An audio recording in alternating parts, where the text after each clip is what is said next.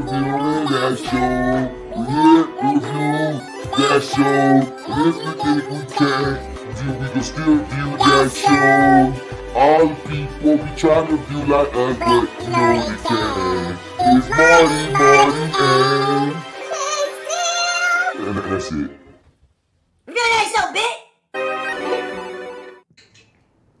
You ever like ate a show that's like about another culture and then like start picking up little things about that culture and incorporating it into your life, or like just melding it? Like I've been watching, or at least I just finished The Sopranos this morning. I knew it was gonna be some mafia shit because I was about to say out my mind that would happen to me when I was like on my mafia. Like, yeah, right. I for some reason I was like, either he's gonna say something Japanese like with some anime shit, or he's gonna say something on some Italian shit. Cause I never went through no Japanese shit, even though I've seen black people go through that. Right. But no, son, I was on a kick where I was watching I've never seen Godfather. I've told you that before, but like GoodFellahs. Okay, I gotta remind me. I just came across my DVDs. Donnie Brasco. I was watching all of the But you've seen the mafia shit. You've seen GoodFellahs and stuff though, right? No, GoodFellahs is one of my favorite movies of all time. That's what I thought. Okay, yeah. Of all time. About GoodFellahs. Of all time. So I remember at a point, me and my partner Thomas, dog, we used to watch that movie every day. It was bad. GoodFellahs. In college, I don't know what it was about that movie. It's just it pulled us in hard up, and whenever we would just turn it on, or we just have the DVD in, and we just put that GoodFellahs on, roll up. You know what I mean? We watch it. That's GoodFellahs, bro. Everybody loves GoodFellahs, and it's I own it. I appreciate it. I like it. I don't love it as much as everybody else does. Which one you love? Hold on, Casino. You got it, see, Casino is one that I kind of saw. And I'm glad you brought it up because I need to go see it for real because I think I have that one too. I remember when I was young. See, what's funny is Casino. The Departed. That's my favorite. But that's later in the mix. That's not even mafia really. Or is it? It's just awesome. Yeah, it is. Okay. Departed. That's my favorite. When Departed came out, that was my favorite movie for a couple of years. Right? My favorite movie for a couple of years, G. So you're with me. What is everybody's fucking issue? It's he won for The Departed. He should have won for this. The Departed was amazing. What are you people on? People have an issue with The Departed?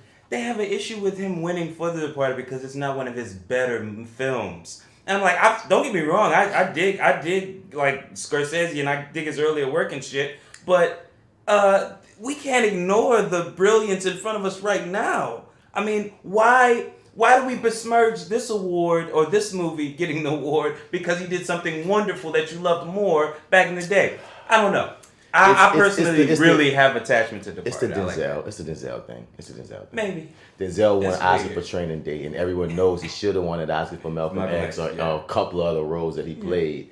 But we often say he got snubbed for Malcolm X. So I think some of those Scorsese heads, I think they look at it well, you didn't get it for this or this or this, but he got it for that, even though that is amazing. Training Day is really good. You know what I'm saying? Training Day is some people's favorite movies of and everything. Yeah, I quote that very often. Training Day is not my favorite Denzel movie. It's not my favorite, but it's hella quotable. It's hella quotable. It's like the best commercial Denzel or something. Or best commercial bad guy Denzel, maybe. What was the best commercial Denzel?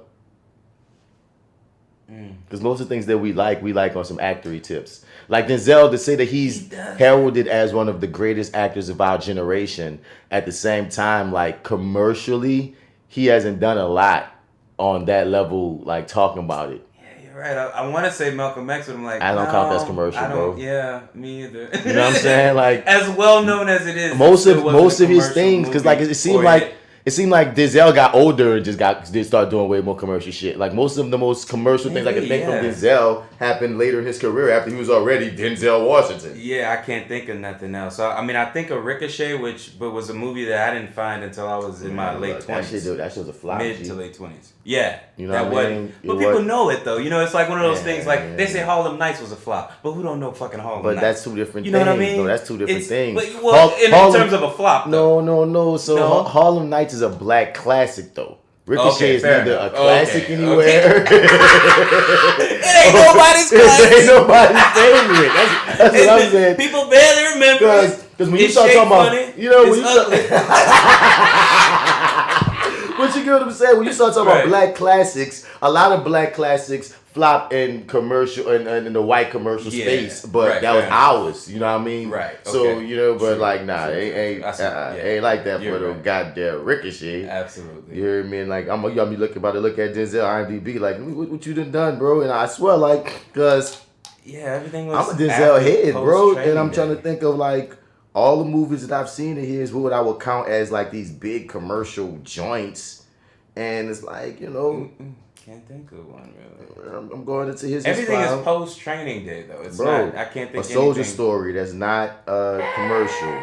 Power, not commercial. George McKenna story. No. Cry Freedom. No. For Queen and Country. No. Stand Elsewhere. It's a TV show. The Mighty Quinn. No. Glory. No. Hard Condition. Glory, you only would think so because they made us watch the shit in school. Okay. But that wasn't nothing that we all went to the movies to go see. Fair enough. Hard Condition, no. Mo Better Blues, no. Mississippi Masala, no. Ricochet, we just had a conversation. Malcolm X, no. Much Ado About Nothing, no. The Pelican Brief, no. Philadelphia could be arguable, but that's like prestige watching. It's not like it was. There's like, it's not like the box office hit. I don't even know if Philadelphia was. It just feels like prestige watching, and those are rarely like these box office you can ask your kid if you seen. You know what I'm saying? Yeah. Crimson Tide, Virtuosity Flop, Devil in a Blue Dress, no. Courage on the Fire. That's another one of those ones that's like the right people saw that, but it's not commercial. It didn't hit. Like Preacher's Wife is kind of commercial. Oh, okay. That's there commercial. We go. I'll give him Preacher's Wife. Yes. Preacher's Wife was commercial. Okay. There we go. Thank God, man. I'm glad you went through that list, bro. I wouldn't have remembered that one. Fallen, no. He Got Game is arguable. It's arguable. If we can argue He Got Game, then we can argue Malcolm X. Because the same amount of more people know about Malcolm X than people know about He Got Game. Now, only reason I would count He Got Game is because you see when you say it like that, it's like this. Malcolm X stood the test of time better than He Got Game. But think about when He Got Game came out in '98. The basketball player nigga was in it. It was like you know what I mean? It was it was one of those things that was talked about. I don't know if it was just black circles, but I remember when He Got Game came out, it was important to somebody.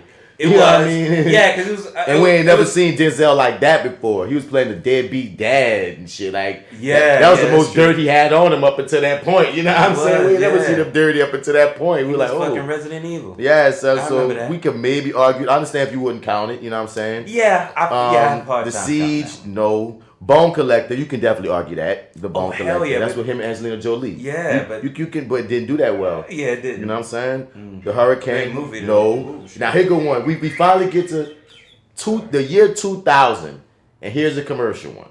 Remember the Titans. Oh, and that's the year right before Training Day. So we went from the fucking 80s to 2000. And only got one or two possibly arguable commercial joints. Because by the year 2000, he him. He him by 2000. And now we get real. Now we get commercial. Remember the Titans. Then Training Day. Then John Q. Oh, yeah. Then Antoine Fisher. Oh, right. Man on Fire. Right. Manchurian Candidate. Inside Man.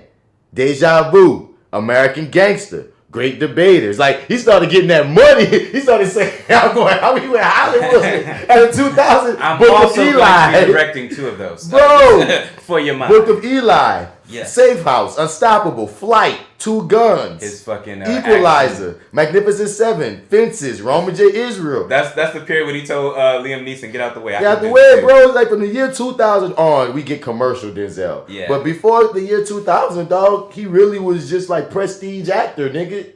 For real. Fair enough. It's interesting.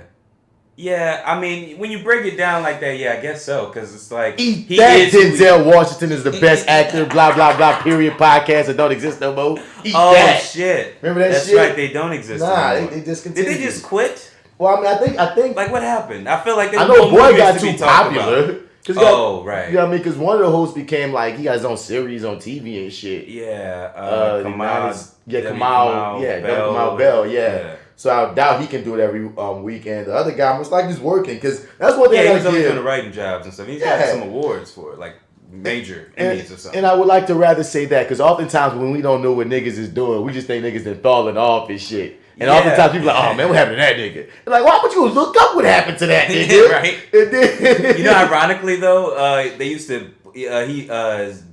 not James Avery. fuck was that his name? I don't remember. Avery something. Anyway, he used to push this musical that he did, the short film called Thugs the Musical. If you've ever listened, he used to push it and be like, it's only $1. Just go to my site and buy it for $1. So I bought it for $1. Watched like. Wait, ain't the Avery guy on that other black podcast that kind of don't be as, but they put out stuff every now and then now? Which one? I'm not sure. 3 guys that did that astronomy club. Oh, black men can't jump in Hollywood. Yeah, and one of them dudes is James. Oh, I may be confusing the names. And James the Third. James the Third. Okay, right, fair. Avery, I don't know where that come from, but anyway, I'm listening. Yeah, but he anyway. I watched 5 minutes of it the first time. I was kind of like, oh, all right. Well, it was $1, so I'm just gonna let this one go. I'm gonna X out this. I own it, so I'll come back to it at some point. When there's more weed in the house. And I forgot about it. I completely forgot about it. And I was moving some stuff off of a hard drive onto another one, and I came across it. And I watched it, and I'm like, it wasn't as bad as I remember it. I mean, there was more weed in the house. But the only reason I have this is because I listened to that podcast where he every single week trying to support. It's $1. Yeah, trying to support. Right. He's like, it's $1. I'm like, fucking right. I'll spend $1. Well, I'm gonna do that there. I'm gonna have to start doing every single podcast, being like, hey, go to Gumbo Monster 504 on YouTube. Go watch some movies. Just keep saying it to the point of, okay, I'm fucking curious now. What's going on? You have to. Yeah, no, you should. I think that's an excellent strategy. Awesome. I'm just very sad that you're saying that that your niece don't like Lion King soundtrack though, dog. I'm upset about that too. That hurts, man. And it's not without me trying too, bro. But I just feel like certain things are just classic. You know what I'm saying? Like how, like one of my favorite things when we get to talk about WandaVision, but like, I know we spoke about WandaVision before, so I spoke on like how I have an affinity for classic TV based off of my Nick at Night watching as a child. You know what I'm saying? So it's like, so certain shit just like, I feel like you can be 9 years old and watch it, be entertained by it because certain shit is classic. Mm-hmm. So you bring up the Lion King soundtrack, that counts under that umbrella as classic. I would think that every generation to come will rock with Lion King. You know what I'm saying? Like, you would think so. Lion King, Aladdin. She prefers the live action over the cartoon, but then again, she has too many options. But it makes sense. I've often wondered that when the live action Lion King came out, I often wondered, like, I feel like the younger generation might wind up liking this more because that's what came out in their generation. That's an interesting concept. I was more concerned that they might not like it at all because this doesn't, for me, it didn't quite live up to it. No, but they don't have nothing to live anything up to. They do have the original, they just don't want it. It's like playing fucking Atari with these kids. It depends. You know what I mean? I know some kids have appreciation. But what I'm saying is, like, I'm not surprised to see a generation that likes the new Lion King over the old Lion King because that's their Lion King. You know what I mean? Like that's theirs. And they're making a Lion King too, apparently. I hate though that I'm gotten to the position where I'm the guy who's saying now, well, it's not my Lion King. Yeah, these newfangled kids, those freaking children. Stay off my lawn. I remember me and J.Steel was having a conversation. Cause like if you see like, okay, that Cruella trailer just dropped. I haven't seen it. Is it good? I don't even know who's in it. Who's in it? Who's Cruella? Oh, good old Emma Stone. Oh, Joy. I like Emma Stone. Yeah. Let me put you on that Cruella trailer right quick. Word. From the very beginning, I realized I saw the world differently than everyone else. That didn't sit well with some people. But I wasn't for everyone. I guess they were always scared that I'd be a psycho. Sorry now. But a new day brings new opportunities. Sorry now. And I was ready to make a statement.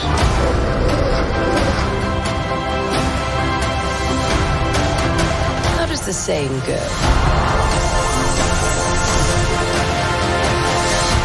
I am woman, hear me roar.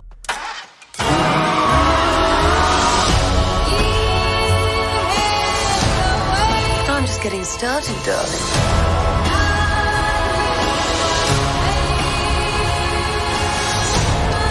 The thing is, I was born brilliant, born bad, and a little bit mad. I'm glad that you're sorry.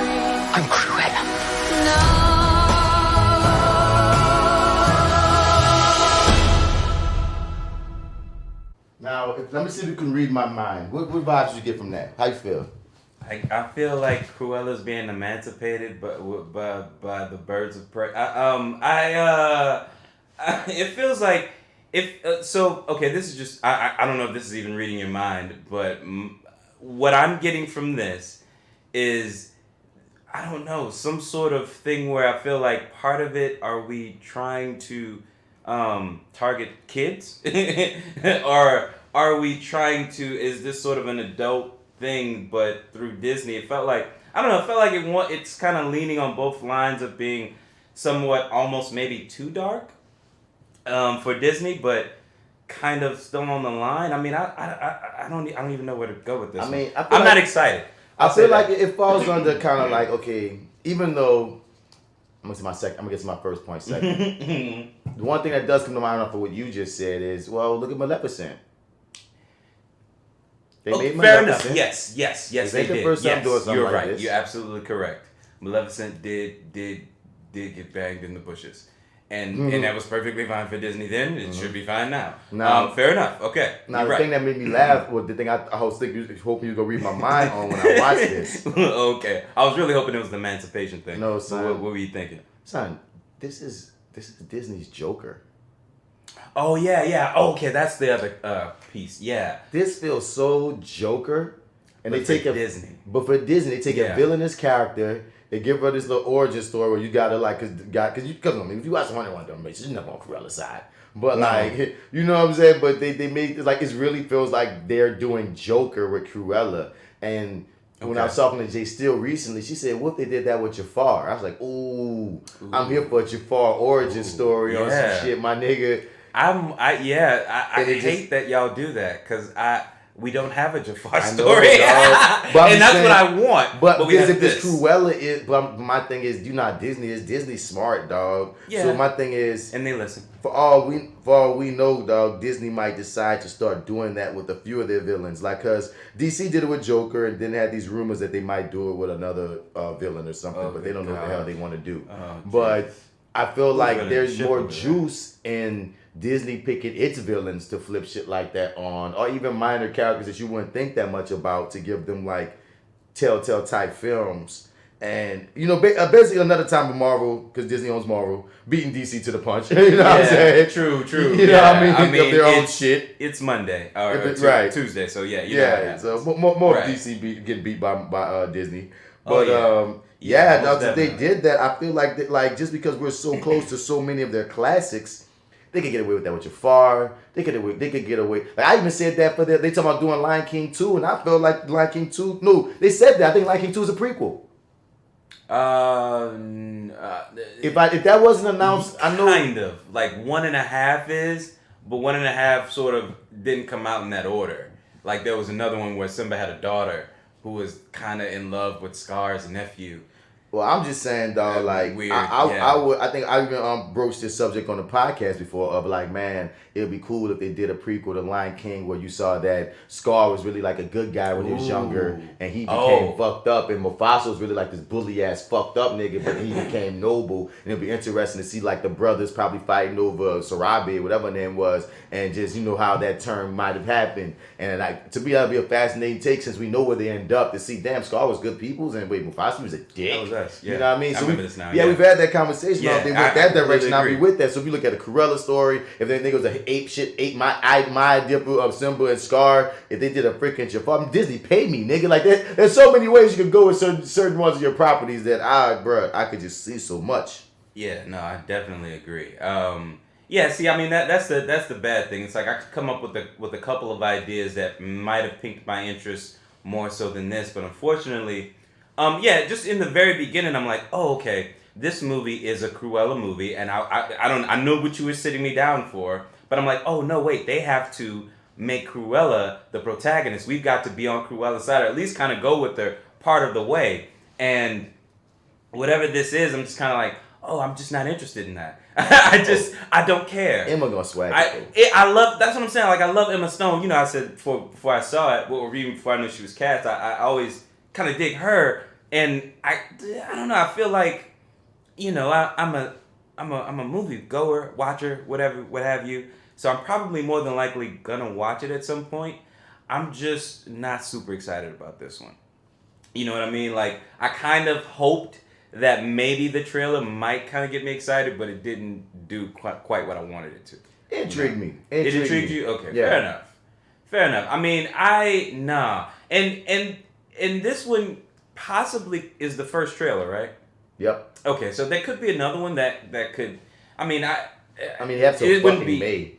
Okay, fair enough. Yeah, so it's not unusual for me to see the second trailer and feel a little bit more enthusiastic about it. In terms of this one though, if it was a movie thing, I would wait for the DVD. And it's not out of your realm to shit on something then like it. So very true, very true. So Black Dynamite, I would live that one till the day I die. And Black Panther. So we might be no. So we might be freaking having one of those issues. Don't you do that? I'm saying if it has black in it, you don't like it the first time you see it. Man. Welcome to the Reviewing Dat Show, guys. It's that actor guy, Mr. Bats, in the building. It's your favorite host, Marty, over here.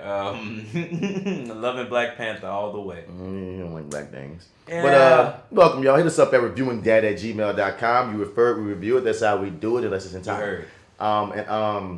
Yeah, dog. We ain't been here in a while. We just here to just lay back, talk some shit we've been watching and all that. It has been a while, man. It's been a while, yeah, son. But what we talking about? Like, yeah. So, I've been watching WandaVision. I've seen Judas and the Black Messiah. Yes, well, Malcolm and Marie. Oh, right. I didn't finish that one. Yeah, I did not finish that one. Couldn't do it. Couldn't get back to it. I'm going to now, but yeah.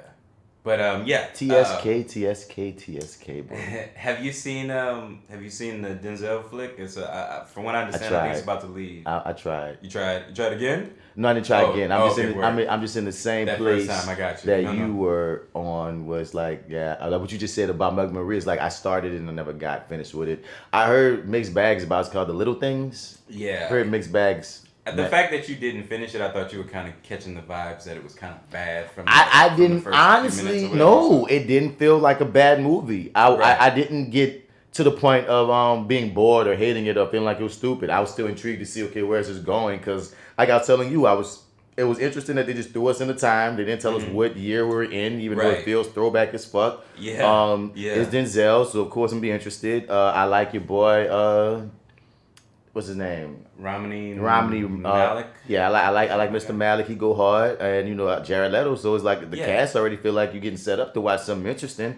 Yeah. And but like I said, I only maybe have watched 20 minutes of the movie. So if 20, you know what I'm saying? Well, so I'm kind of thinking about it now, and like listening to your experience, at least in the first 20 minutes. Like I don't think I had hate for the movie until I had reached the end.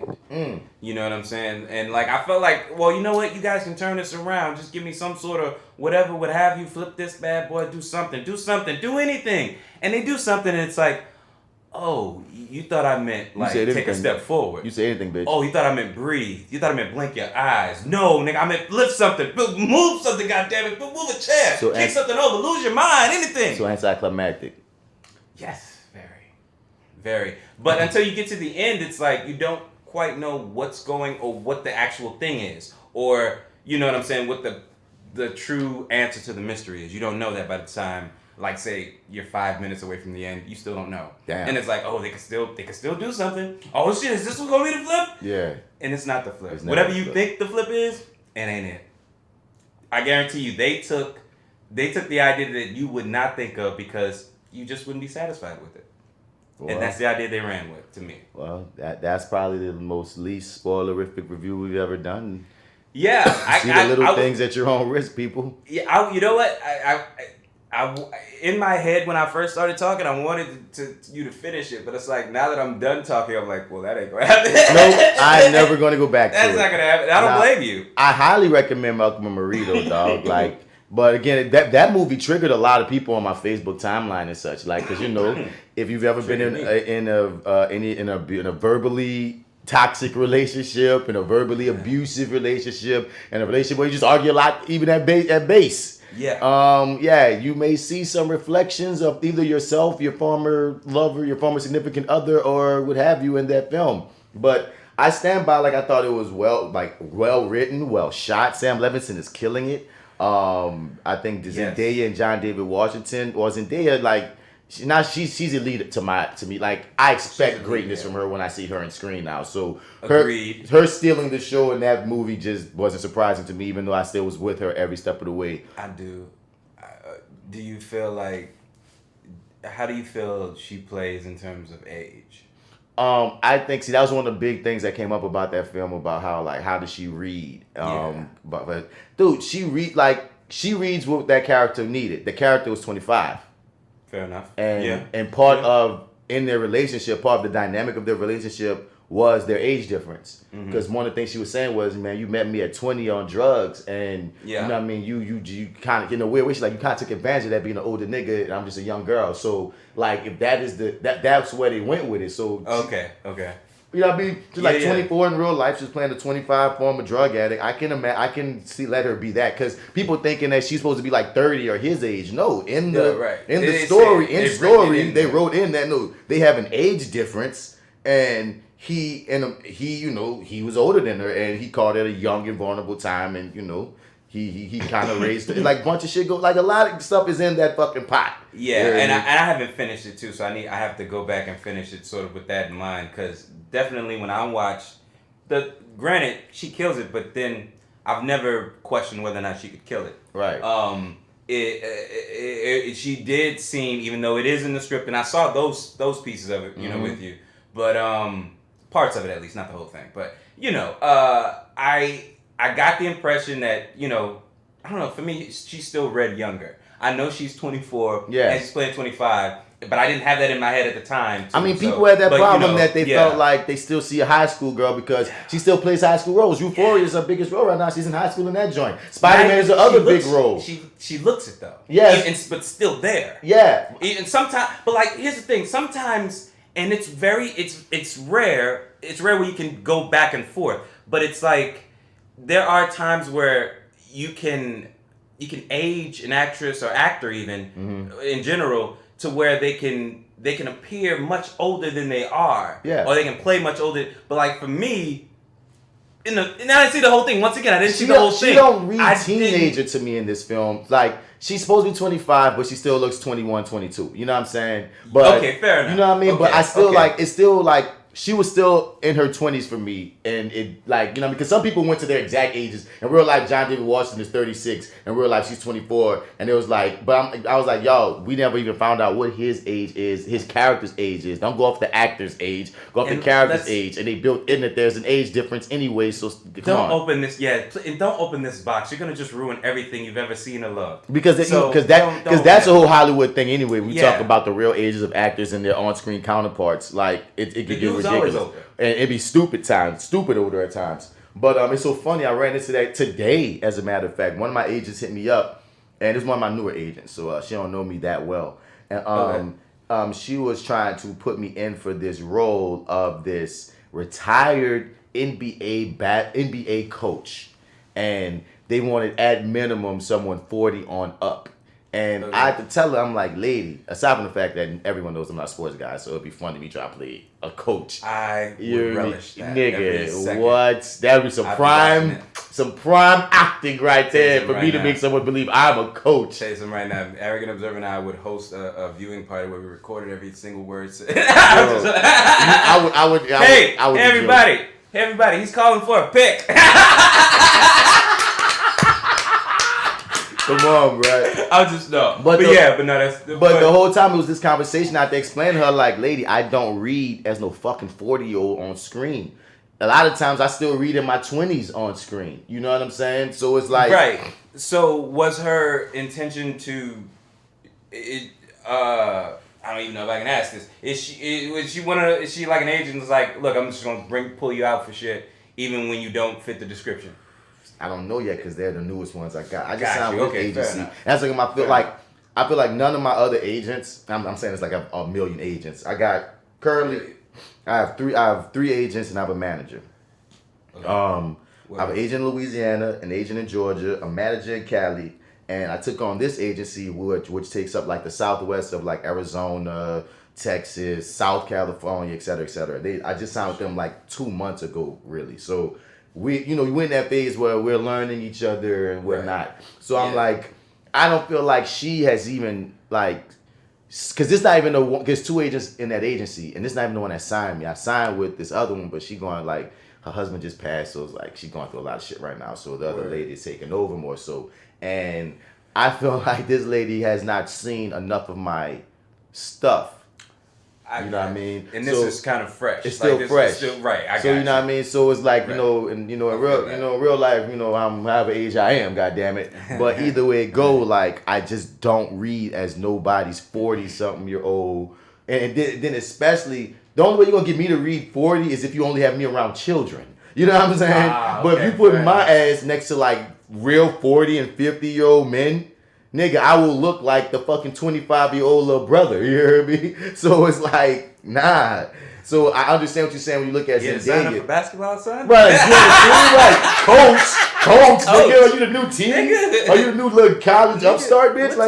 What are they feeding these kids? Right, so because when she was selling it to me, I'm thinking she talking like player, and she said retired coach. I'm like, ain't no way. In a way. So it's like, I understand what people talk about, like, how someone can read, but I still was captivated by the film. You heard me? I made a joke on Facebook, dog. I've been Malcolm, I've been Marie, and I've been that bowl of mac and cheese.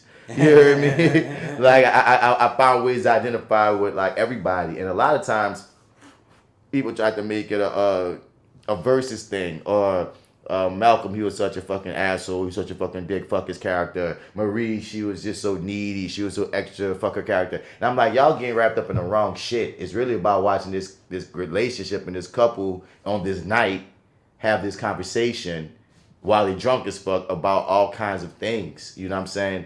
And I felt like, I don't know. I think it really captivated my artsy side more so than anything, because I'm loving the 2-person atmosphere of it on some theater shit. I'm loving the black and white. I'm loving the shots. The actors are killing it. You feel me? It's like an old school feel to it, like that opening, how we just see the titles for a little while. You're like, it doesn't just embrace the black and white, but like the old school way of like taking its time about long shots. Like it takes a while for that fucking car comes down the road, bro. And then it takes a while before we get into like it starts off with John David just dancing and singing for like 3 or 4 minutes while we watch Zendaya. Obviously something wrong with her, but that's all visual shit before we even hear any words. And the soundtrack on this movie was ridiculous. You know what I'm saying? Oh yeah, they paid some money for that. You heard me? Oh, some real coin, dog. And Zendaya was talking recently about how she was feeling like her and John David's agency was stripped, because like some of the critiques it's had with some people was feeling like the white man writer was just using black characters to vent his white man frustrations. And she was talking about how like that's kind of fucked up, because them as actors had input on the script. But I didn't read the whole article about this, but this is my opinion about it. Just aside from what you saying about the agency being stripped away. The moment that you start saying shit like no black people would talk like this is the moment you limit what blackness is. There's definitely that I'm sorry, I missed that. That's the argument that black people don't talk like that? Yeah. Okay, or word. On this white, like you said, the white man was using black characters to speak his frustrations, but shit that black people wouldn't have frustrations about. And I'm like, this man was like the John Davis character was a freaking film buff, film head. There's black film buffs that can talk about all that idiosyncratic shit. Yes. There's young black women who've had drug addiction and drug problems. Like, dog, there's nothing that these two tons of both of these. Bro, right, that these two people talked about that is completely out of the realm for a black person. You know what I'm saying? It's outside of your realm. Yeah, it might be outside your realm, might be outside of your bubble. You may never even seen it before. All of that is fine, but don't limit blackness like that when you start saying that. You know what I mean? That irks me when you be like, man, black people, there's a version of a black, anything you can imagine, there's a version of a black person that's that. And you just leave it like that. Leave that shit alone. You feel me? And they're scrutinized for being that individual their entire lives. Bro. So yeah, I mean they do exist. But I'm sorry. I got lost in your point there. It was so profound. I'd like to second it. I was gonna say something. Oh yeah. I could see that's a way of looking at it.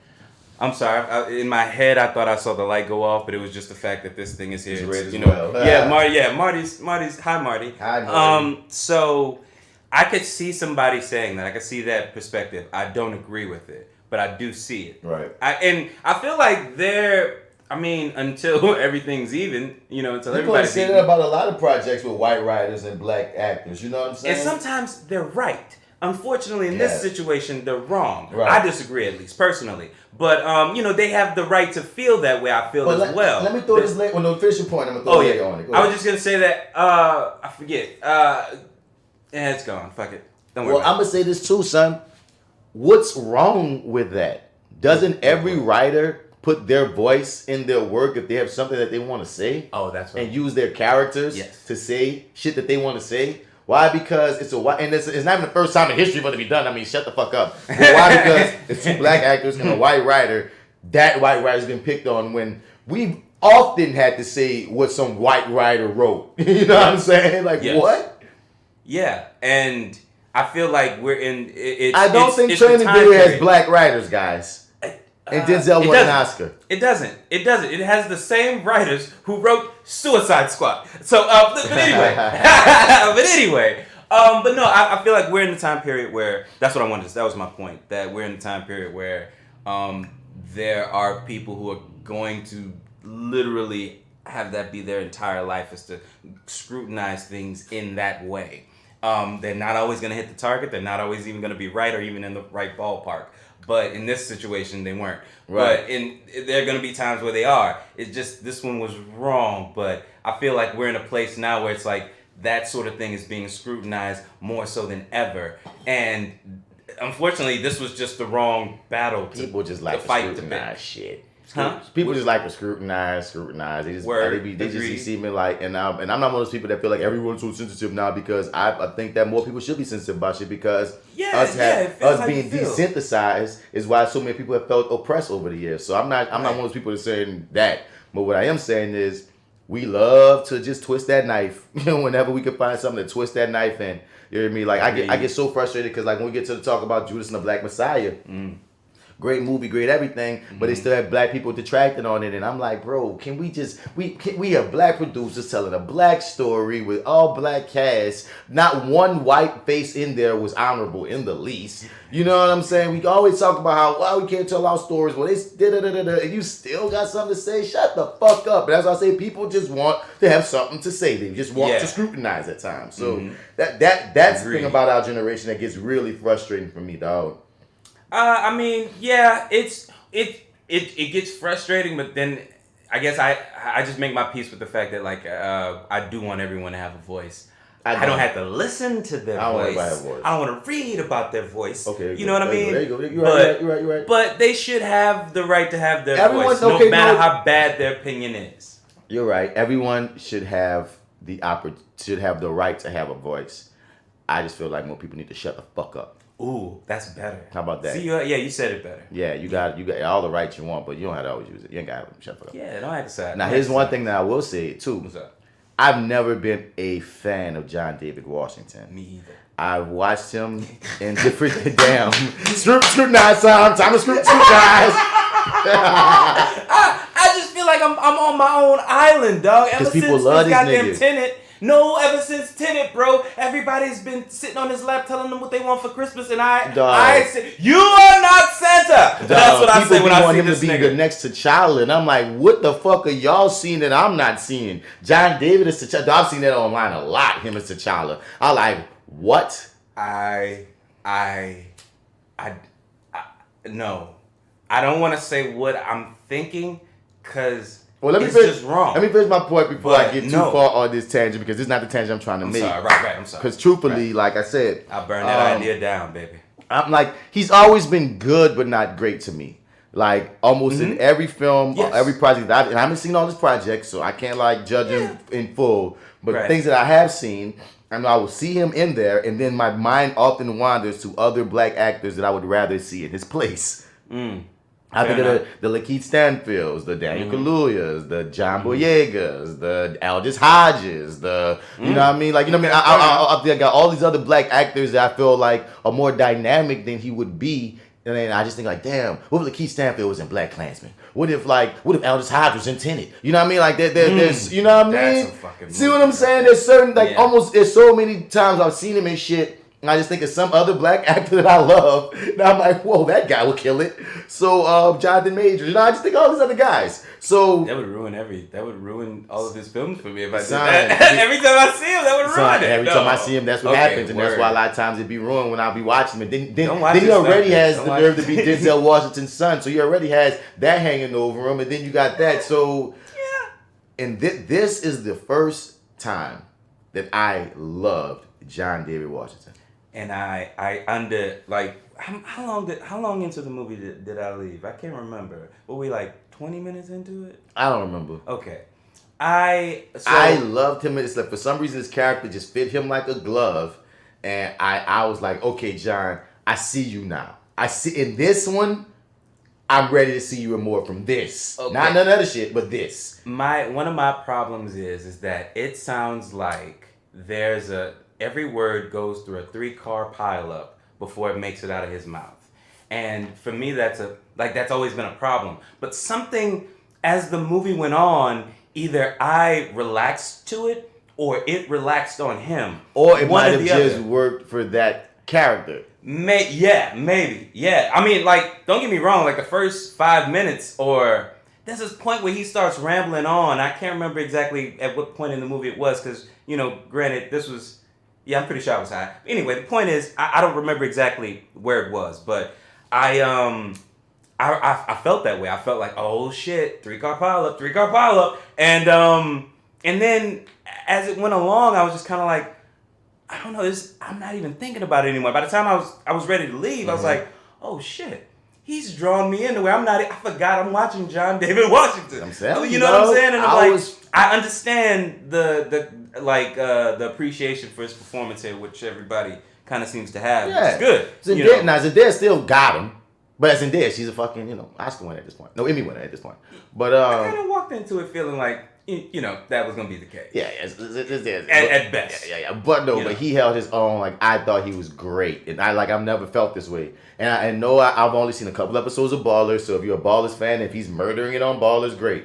But he's good. He's real good. See, so like I said, man, I need to watch Ballers or something, dog. That's probably the place you'll like him the most. Because the movies ain't been doing it for me. But I feel like he's got the luxury of working with very, very talented directors in their prime, and he's sort of the muse of the central character. Like Spike Lee, I felt like Black Klansman was like, for me, one of his top films that has almost, for a Spike Lee movie, no flaws. Like what you expect in a Spike Lee movie, it almost kind of diverges from that and takes all the best shit about it and puts it into this movie. It was Spike back to form, dog. It was Spike back to form. Definitely, I like Adam Driver better than John David in that joint.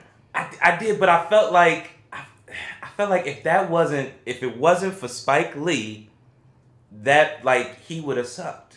Like maybe because what I mean? He didn't suck in it it was a little quirky. He didn't. It was a little quirky character and all that. But that boy got nominated for Oscars. For awards off that. And I was like, award-winning performance though.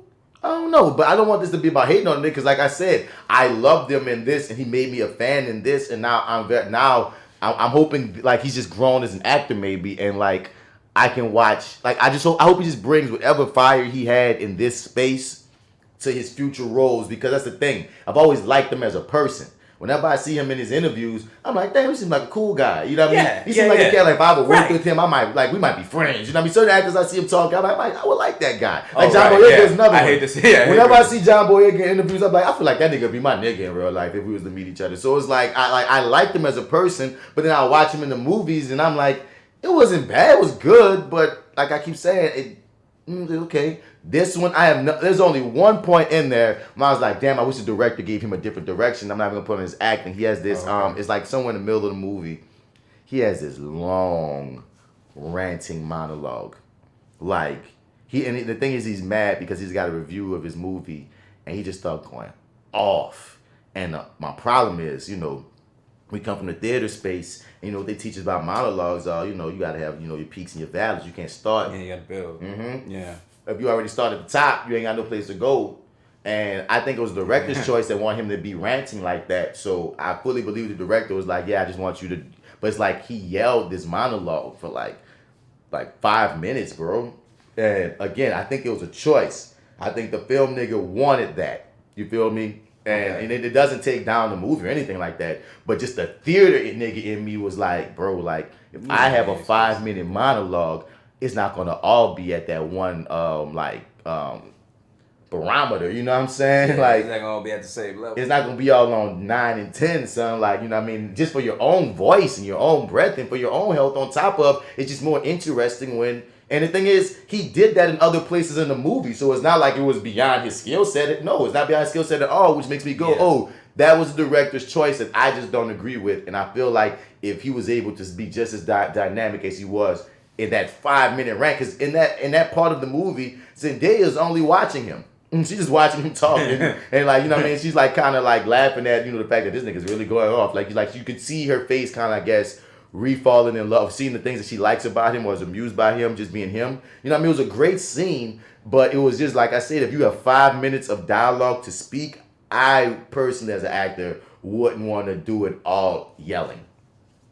I agree. I've seen moments like that too play out, and it always like sticks out to me, where it's like they are going like at 11, you know, from the very beginning, and it's like you see it come back down because it's like, there's nowhere else to go. You gotta go to 1. You gotta go away. Yeah, with the 1, and it's like, oh, okay, that's all right. Then, you know, I mean, it's, you know, you could have started at 1 and went to 10, but okay, you know. I'm just saying, I feel but, like, you know, it's like swimming. That's not like why we're taught to do it. Yeah.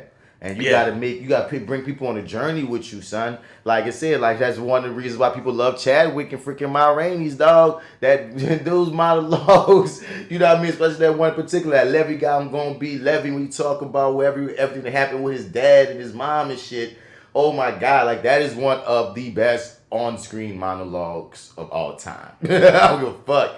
Chadwick Boseman on Ma Rainey's Black Bottom talking about the history of how his dad handled the white man and how he planned to handle the white man, even though he kind of didn't. I mean, I feel like so for me, I feel like there's certain writers, like in terms of Hollywood, like Tarantino, there's certain writers, like you got to be a certain caliber of actor to handle their words. Mm-hmm. You know what I'm saying? And August Wilson, like no matter what you read, I think in any capacity, you got to be a certain level of actor to make that stuff come out right. Sound natural. Flow. And it's like, flow, right. And like he made it look incredibly easy. Yeah, bro. You know what I'm saying? Stuff that I've seen people struggle with, he just made it look easy, just like walking on water, baby. Yeah. Just like, you know what I mean? That nigga was and it's like, he's hot, man. That yeah. And like it was good. And oftentimes, bro, like August Wilson be getting that hoe out niggas. I've been in enough of his plays. I've seen it. I've seen August Wilson get that hoe out niggas. You feel me? Like I just gotta say this. Like I just gotta like love this one thing I was born with. Like I've always had the skill to memorize lines fast. So that's never been one of my hangups, and that's been a huge blessing, I guess, for me, dog. Because in the August Wilson joint. If that's the part that gets everybody, how long the monologues are, all of the words. You know what I mean? I haven't been in a play yet where some director didn't cut something. You feel me? Wow. And that's one of the reasons why it's like cut it for length or like because it wasn't working? For length. You feel me? It's like, and that's one of the things that's so funny of August Wilson never really. I've never really struggled with August Wilson. I struggle with Shakespeare more than August Wilson. Yeah, that's the bitch. Because that smells like another language. You know what I mean? I can memorize black people talking. I can eat that num num num num num num num. Because I often say once you know the story of what's big, that's why I often teach the people if they ever want to learn how to get a big monologue in their head. What's the story? Fuck all these words. What is this person trying to say in these 5 pages? And once you get this happens, this happens, this happens, and this happens.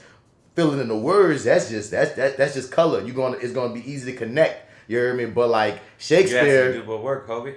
I mean, maybe I'm just talking about how my brain works. No. But Shakespeare's different because it's not just that, but it's also deciphering so much more. And Shakespeare's gotten that whole out of me way more than August Wilson ever has. Yeah, but some people have a very natural inclination for Shakespeare. Yes, I know. I mean, yeah. Shouts out to my girl, Devin Tyler, who is one of the leads on the Clarice show right now. Big ups. Okay, word. Yeah, shout out. Shout out Devin Tyler. Me and L Dub interviewed her on Acting While Black. Okay, there we go. Yeah. I'm sorry. Yeah, you saw me like my dog was like, confused. Like my brain is like Rolodexing. Like, nigga, you know who that is? Yeah. What the fuck? We interviewed her and her mama, the Dream Team, because Ms. Deneen Tyler, she gets it in too. And it's just so incredible to see, like, you be watching shit, you can see either one of them, mama or daughter, just getting it in from New Orleans. Word. So, but she's one of the leads on Clarice. I forget what's the name of her character because I haven't checked it out yet. What's Clarice on? What's that on? It's one of those, I think it's CBS or NBC. It's on one of those shows, you know what I mean? One of those networks. Oh, and, good shit. Oftentimes on shit like that, I kind of just go look for the people. Like, if somebody knows in something that I wouldn't naturally watch, I just go find their scenes. And watch the scenes. I do that a lot. I found that you can do that now. It's like, I didn't realize that was possible. I just be wanting to see my people kill it because unless it's a show, I feel you. Unless it's a show that I would watch, like oh my god, I was surprised that I love Your Honor. Your Honor, did you see the season finale, my nigga? Oh yeah, that's what I wanted to text you. I was like, I'm gonna wait till I see you in person. I was like, nigga, that's what we forgot to talk about. Your motherfucking honor. My god. Oh shit. And then these niggas got the nerve to be like, I don't think we coming back for a second season. I'm like, okay, all right, fair enough. I'm okay with that, but it ended in a way that series ended in a way that if there was no other seasons, it told a story. Cool. But you still are very interested to be like, okay, y'all want to go back? I'll show up. Because there's so many things that y'all just left hanging that you could play with. Yes, indeed, boy. But that was, it was so poetic, man. It's like if you could watch, if you catch it all the way from start to finish, man, this is it is interesting. It's really, really interesting. My only thing is, or it's not even a knock at it, really. It's just something I noticed. But I always say that when people ask me about it, when I tell people about it, you watch Your Own or whatever, I say, Bryan Cranston kills it, as always. But for me, it's a lot of Bryan Cranston making the Walt face, like, I gotta cover this up. I gotta move this thing. Oh no, there's a dead body. Gotta get rid of that shit. It's there. Yeah, but I'm like, other than that, like, he kills it. It's like I have no other knock, but it's just like, goddamn, that Walt face with hair. It's Walt face with hair. Pause, bro. Didn't you want more Walt when Breaking Bad ended? I know I did. Hell I know when I watched that Jesse movie, I just kept on thinking, I want some fucking more Walt. So I think anybody who watches Better Call Saul just be like, man, I miss Walt. So even if I got a surrogate Walt in this one series, I'll ride with my surrogate Walt. Fair enough. I mean, I did. I ain't gonna lie to you, baby. Judge Mike went through some shit. It was hella intriguing, the mystery. Did we ever find out who was driving that goddamn SUV? Nope. Oh, I didn't think so. They left things on the table because they brought up this whole other nigga that we never got to see. Which one? Remember when at a point, I think in the season finale, Lil Mo was drunk and was talking to Lil Man, the one I kept saying he gonna catch him a body. I said it from the beginning. I said if any, all my main predictions were Walt going to jail. That didn't happen, but who knows? Right. Adam was gonna die, and Lil Man was gonna catch a body. That was my three projections. Right. That was my three initial predictions. The way the show was building, I was like, Lil Man, he gonna kill somebody. And Adam gonna have to die. I thought Lil Man was gonna kill, Carlo or somebody. I thought he was gonna catch the right body. I didn't know he was gonna catch a story. I didn't know it was gonna go like that, but then, like you said, it was very poetic. Yeah. One interesting thing that I've noticed about some people miss about this show is, as a contingent of people, like there's a lot of people that love this show. I mean, it's the highest watched Showtime show in years. It broke records and shit. And they not coming back for a second season? That's crazy. They don't know. I mean, I remember when I first signed on to it, they said it was a limited series. They just had these rumors that they have a potential 5-season projection if they wanted to go in that direction. But it was never set in stone, and that was just a rumor. You know what I'm saying? But that's good. That's good. It's got good reception. But no. There's this. But I want to talk about this contingent of people, right? That think it's a racist show. Okay, fair enough. I'm willing to hear that out. Like I said, yeah. And I was because like a lot of black people on the show get fucked over. Yeah. And in the worst way. And my thing was this, and I didn't realize until I was talking to this one guy online about it, why some of them, at least I would say, their perspectives are skewed. For whatever reason, because to me, this is about the genius of the show, but I think it's going over some people's heads. Oftentimes, the protagonist is the good guy. Mm-hmm. Okay. And so, whoever the protagonist is, it's inherently who you think the show wants you to root for. You know what I'm saying? Okay. So I think these people watch the show and they take the show in as they're thinking that the show wants you to root for Walt and his son as the good guys in this. And look at how they're fucking over all these people, and some of them are black people, and you know the black people get a raw deal. I never watched the show like that.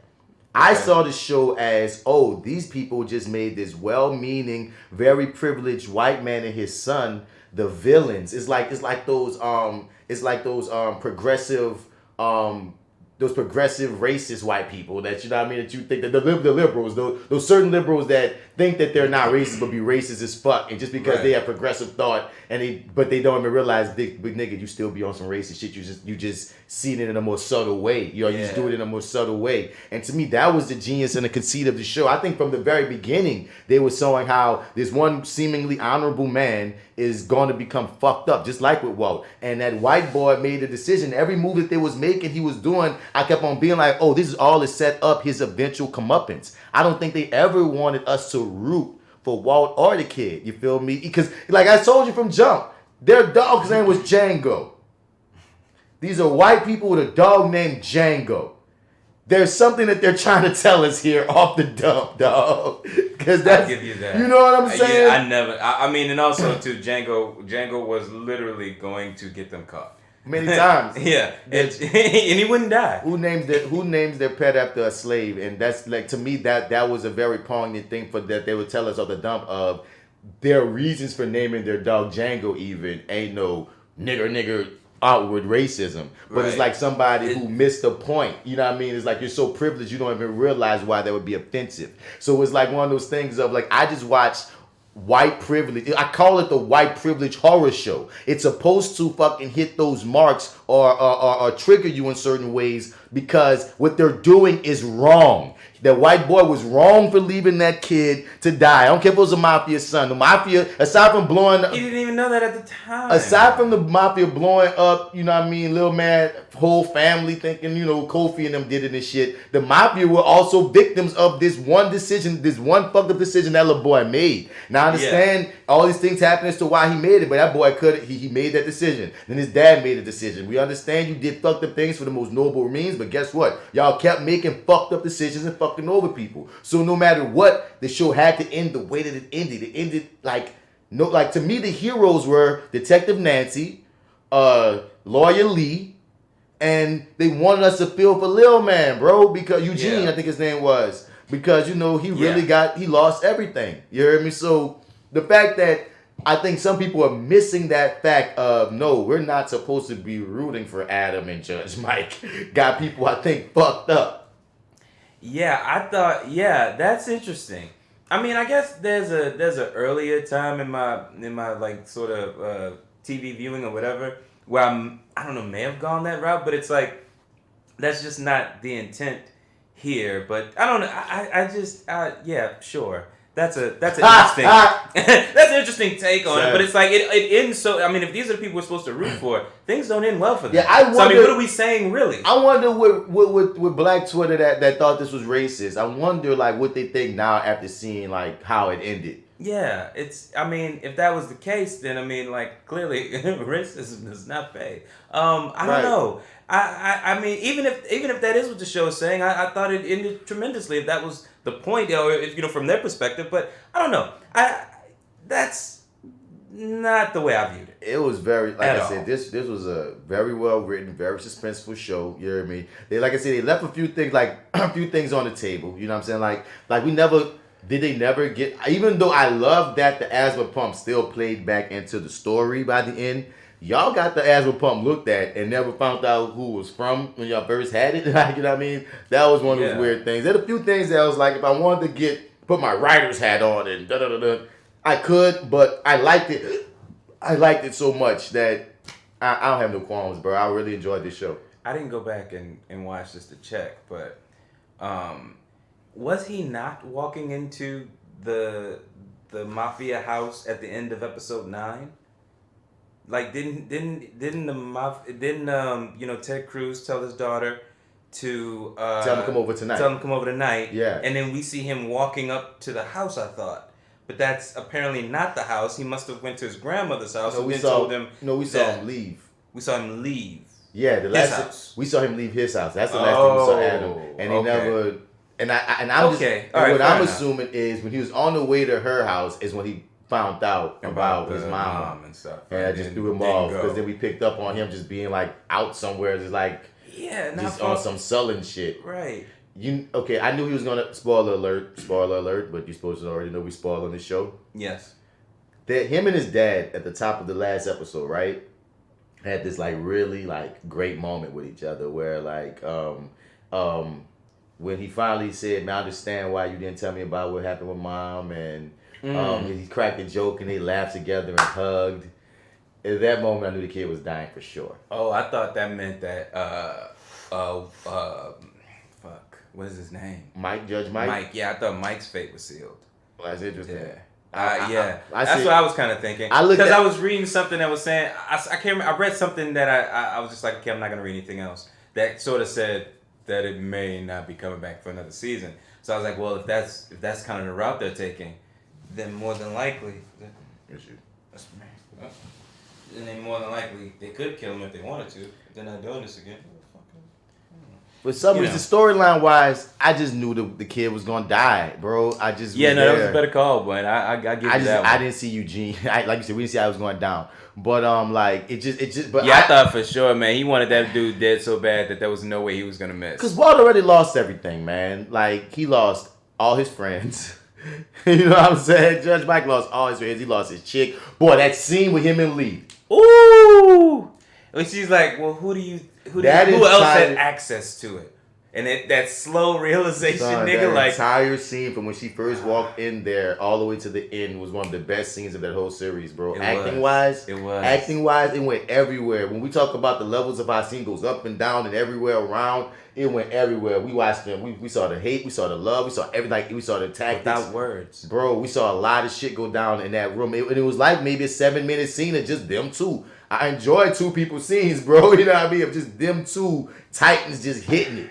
That was you just reminded me now with reminding me of that scene with this. So, like I said, I said this at some point. I don't know if I said it on mic that the show was losing a little steam for me at some point. You remember that kind of? Yeah. So, this, if I was to describe this entire show, it is from episodes 1 through 9. It is the construction of a bomb, right? You know what I'm saying? Like maybe there's a little spark in the beginning. You know, there's a little spark in the beginning to kind of just to start that bad boy off, but it's like, you know, the threads may be burning, but we're still constructing a bomb through episodes, 2 through 9, right? And then by the time episode 10 is where it actually explodes, and you're watching all the fucking aftermath. So it's like, if you can, sit through a little bit of, bomb construction, let me tell you something. When that bad boy goes off, you're not gonna be disappointed. And that's how you felt, because I felt like every episode hit my ass. I never fell off. Oh, wow. No, it was like enough. Like I told you, like me and D-Mac, dog. Like D-Mac, oftentimes I gotta sit him down to watch shit. You hear me? Because he be in his own zone. So, but that was a show that every Sunday D hit me up like, "Hey, we watch our show." Like, yeah, come on, and we'll be on our fucking heels. Like, damn, what the fuck? And they'll go up like, damn, like. I was very, very impressed into that show. So like I was with every episode, dog. And dude, and like I said, that scene was just so great between those two actors. Like they murdered it, and just her realization of who Judge Mike really had become. And her heartbreak in that, like so much, and how like you just saw he really was doing all this for his kid. Like it was so dynamic, so layered. He was putting her in a position to do all these things, and like, she was not the stupid. Result of it, like and she was like, and she was letting him have it. And then, like I said, in the result, at the end of the day, he still let the killer off. And the way everything it's like, oh my god, Yeah, it was ruined, man. I mean, I felt like what's his name? Whittington? Isaiah Whitlock. Whitlock, okay, yeah. I felt like he was still on the side because he was still Team Mike. He was still Team Mike. His partner ain't looking him the same at him. Hell no. Detective Nancy, when she was like, "Man, I'm about to get you," you know what I mean? Like, damn. And she played ball. Am I right? Am I wrong? Because Whitlock is Mr. Because Whitlock, right? Yeah, but she was gonna turn his ass in because that was one of those people. Because I often said, I was like, bro, her character's like the Hank. You know what I mean? he keeps using her, but she's one of the smartest people around you. And when she catches your scent, she's gonna know. And it was like maybe episode 8 or something when she started catching his scent. Because I remember me and D go back and forth, and D thought like maybe episode 2, like, man, she's on to him. I was like, they ain't do the thing where they show her by herself contemplating. You know what I mean? It's going to. I called it. I was like, there's going to be a moment in this show where he slips, and they're going to show her have a little moment to react to something dealing with him, and that's when she's going to be on his scent. There have been too many times where it was really at face value. She kept believing him. She kept giving him outs. And I was like, she'd be intuitive to a point. And I felt like that was a director's decision to be like, okay, play it like you know something.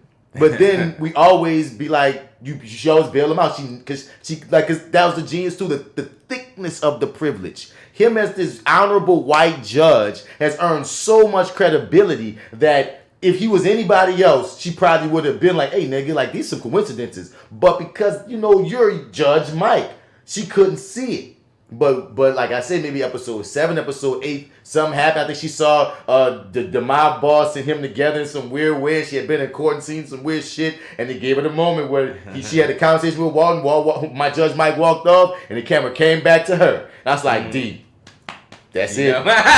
She on to him. It's over now. She gonna get him now. That's what you've been waiting for. That the camera went back. She had that double look. She's wondering about Walt, Judge Mike, whatever the fuck you gonna call him.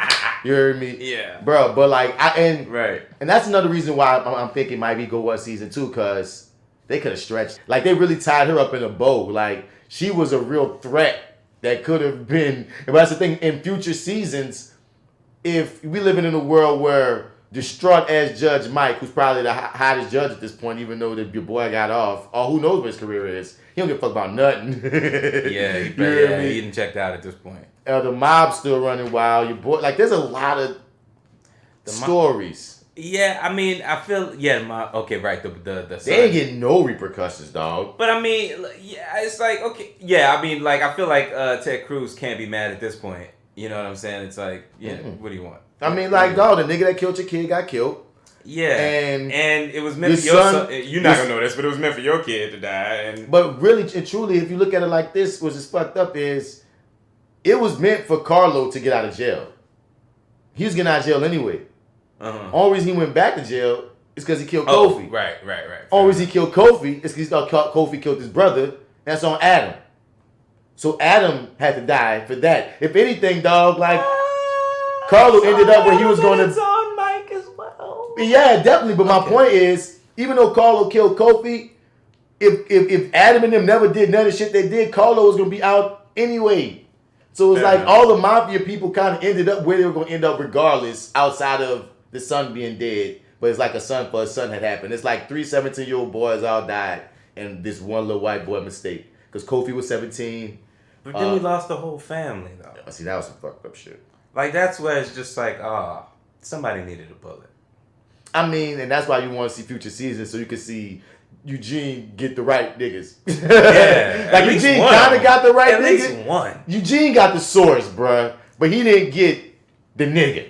Did you think, I thought he was going to shoot the moms, and I was like, oh, yeah, kill that bitch. My 2 was, I thought he was just going to get Carlo, or he's going to shoot the dad, saving Adam for some weird reason. I thought it was going to be some shit like that. I thought he was going to wind up being the one that saved Adam from getting murked by the dad, and then some kind of other way Adam was going to die. You know what I'm saying? But the fact that it went the way it did, I was like, damn, y'all did that, writers. But, you know what I'm saying? But, I swear, man, I was just like, I did not see it playing out like that. I mean, I had to, take my hat off to him. It was like... Not like that, son. It fulfilled all of the things I did call, but there's no way I could have... I wasn't thinking in that direction. Wasn't. Not at all. I wasn't thinking it, and it just worked. So, if you haven't watched Rhino, even though we've completely spoiled big parts... Still watch that bitch. It's worth it. It's worth it. And I think my point was, oftentimes I get booked and shit that I don't necessarily watch. So it's like, if I get booked on any project, I'm gonna watch your project because I want to see the tone of the project. I want to see what I'm getting into. And like I said, and sometimes I don't continue watching it because I always like that shit. This was one of those things where I was like, after the first episode, like my episode wasn't until like 6. And I was like, I'm gonna watch all of this. Like, my scene came up. I was like, oh, cool. Who's that guy? What's me? Okay, keep it moving. Let's go. Like, we got story to get to. You heard me? Because it just was that good. Like, and I just hope in the future I can be in more things that I will naturally watch instead of jumping to like my scene or just watching up until I'm in there and then not watching no more. You heard me? But I think all this came from me saying, watch Clarice because my girl damn Tyler. See how you wrap the review in there? That's how we do things. Shouts out, man. You hear me? Because I remember once me, Devin, her mom, and my dude Jaron Mitchell, we was all at their house kicking it, running it, talking about, you know, the industry and stuff, dog. And me and Jaron kept on talking about how we need to get, you know, our footholds and get LA management, or LA representation. You know, we got to get our footholds in LA because even though, like, at a point in the South, you feel like you hit a glass ceiling. Like, you might luck up and, you know, get something that goes beyond that could put you on. But that's luck of the draw. Like, our whole game is luck of the draw. Anyway, period, generally speaking. But for you to come from the South and get something that puts you on like that, that is super luck of the draw. Not impossible, but you hear what I'm saying. So we were talking about how, like, you know what I mean, we already feel like we're going to have to do some kind of stint in LA at some point once we could get the right, you know, team, because LA is still where they make the big shots, the big calls, the big roles. You know what I'm saying? Even if they shoot that shit in the South, the shit was booked and cast a lot of times in LA if you're talking about the leads. Devin was adamant. She said, no, I'm not going there. They're going to come to me. He said, I'm not going there. If I go there for some reasons, it's because they came to me and plucked me from here and brought me there to do something. I'm not going to chase that at all. She was adamant. She's like, they're going to come to me here. Now she's a lead on this freaking NBC, CBS show, whatever channel it comes on. You know what I mean? So I'm so proud of her because it's almost like seeing that Babe Ruth shit. Nigga, you called your shot. Nigga, like, you said they're going to come to you and they motherfucking did, and not no shabby shit. You're a lead. Like, that's some good shit, man. That's some damn good shit. To quote Vince McMahon. Tip the hat. Definitely. Well, shout out indeed for that. Judas and the Black Messiah, my nigga. Okay. It's one of those movies that made me proud to be a black artist. Yeah.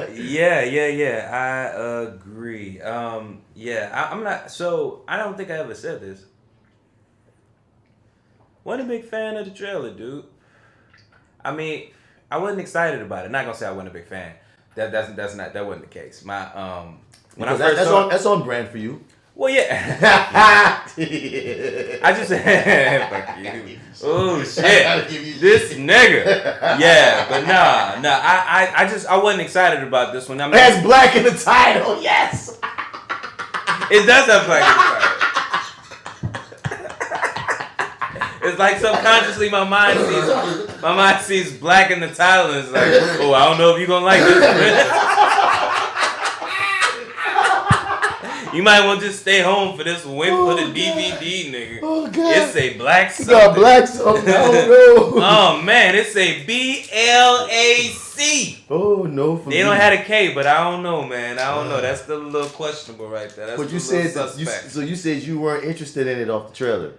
Yeah, I wasn't really interested in it, but then when it came along with the HBO Max sort of deal, I was like, why? Well, I don't know. At one point, I really didn't. I didn't know what it was about. Son, they had me at Panthers, the Keith Stanfield, Dan Kaluuya. Yeah. And I'm a growing fan of Dominique Fishback. So yeah, I don't know. They had me there. Like they had me just on that. I was like, damn, Keith Stanfield and Danny Kaluuya in a movie together. Oh man, so Girl from Power introduced in that bitch too. About the Black Panthers. Had me there, bro. I didn't know what the fuck was about to talk about either, but they had me there. Oh, word. Okay, there, fair enough. Off that.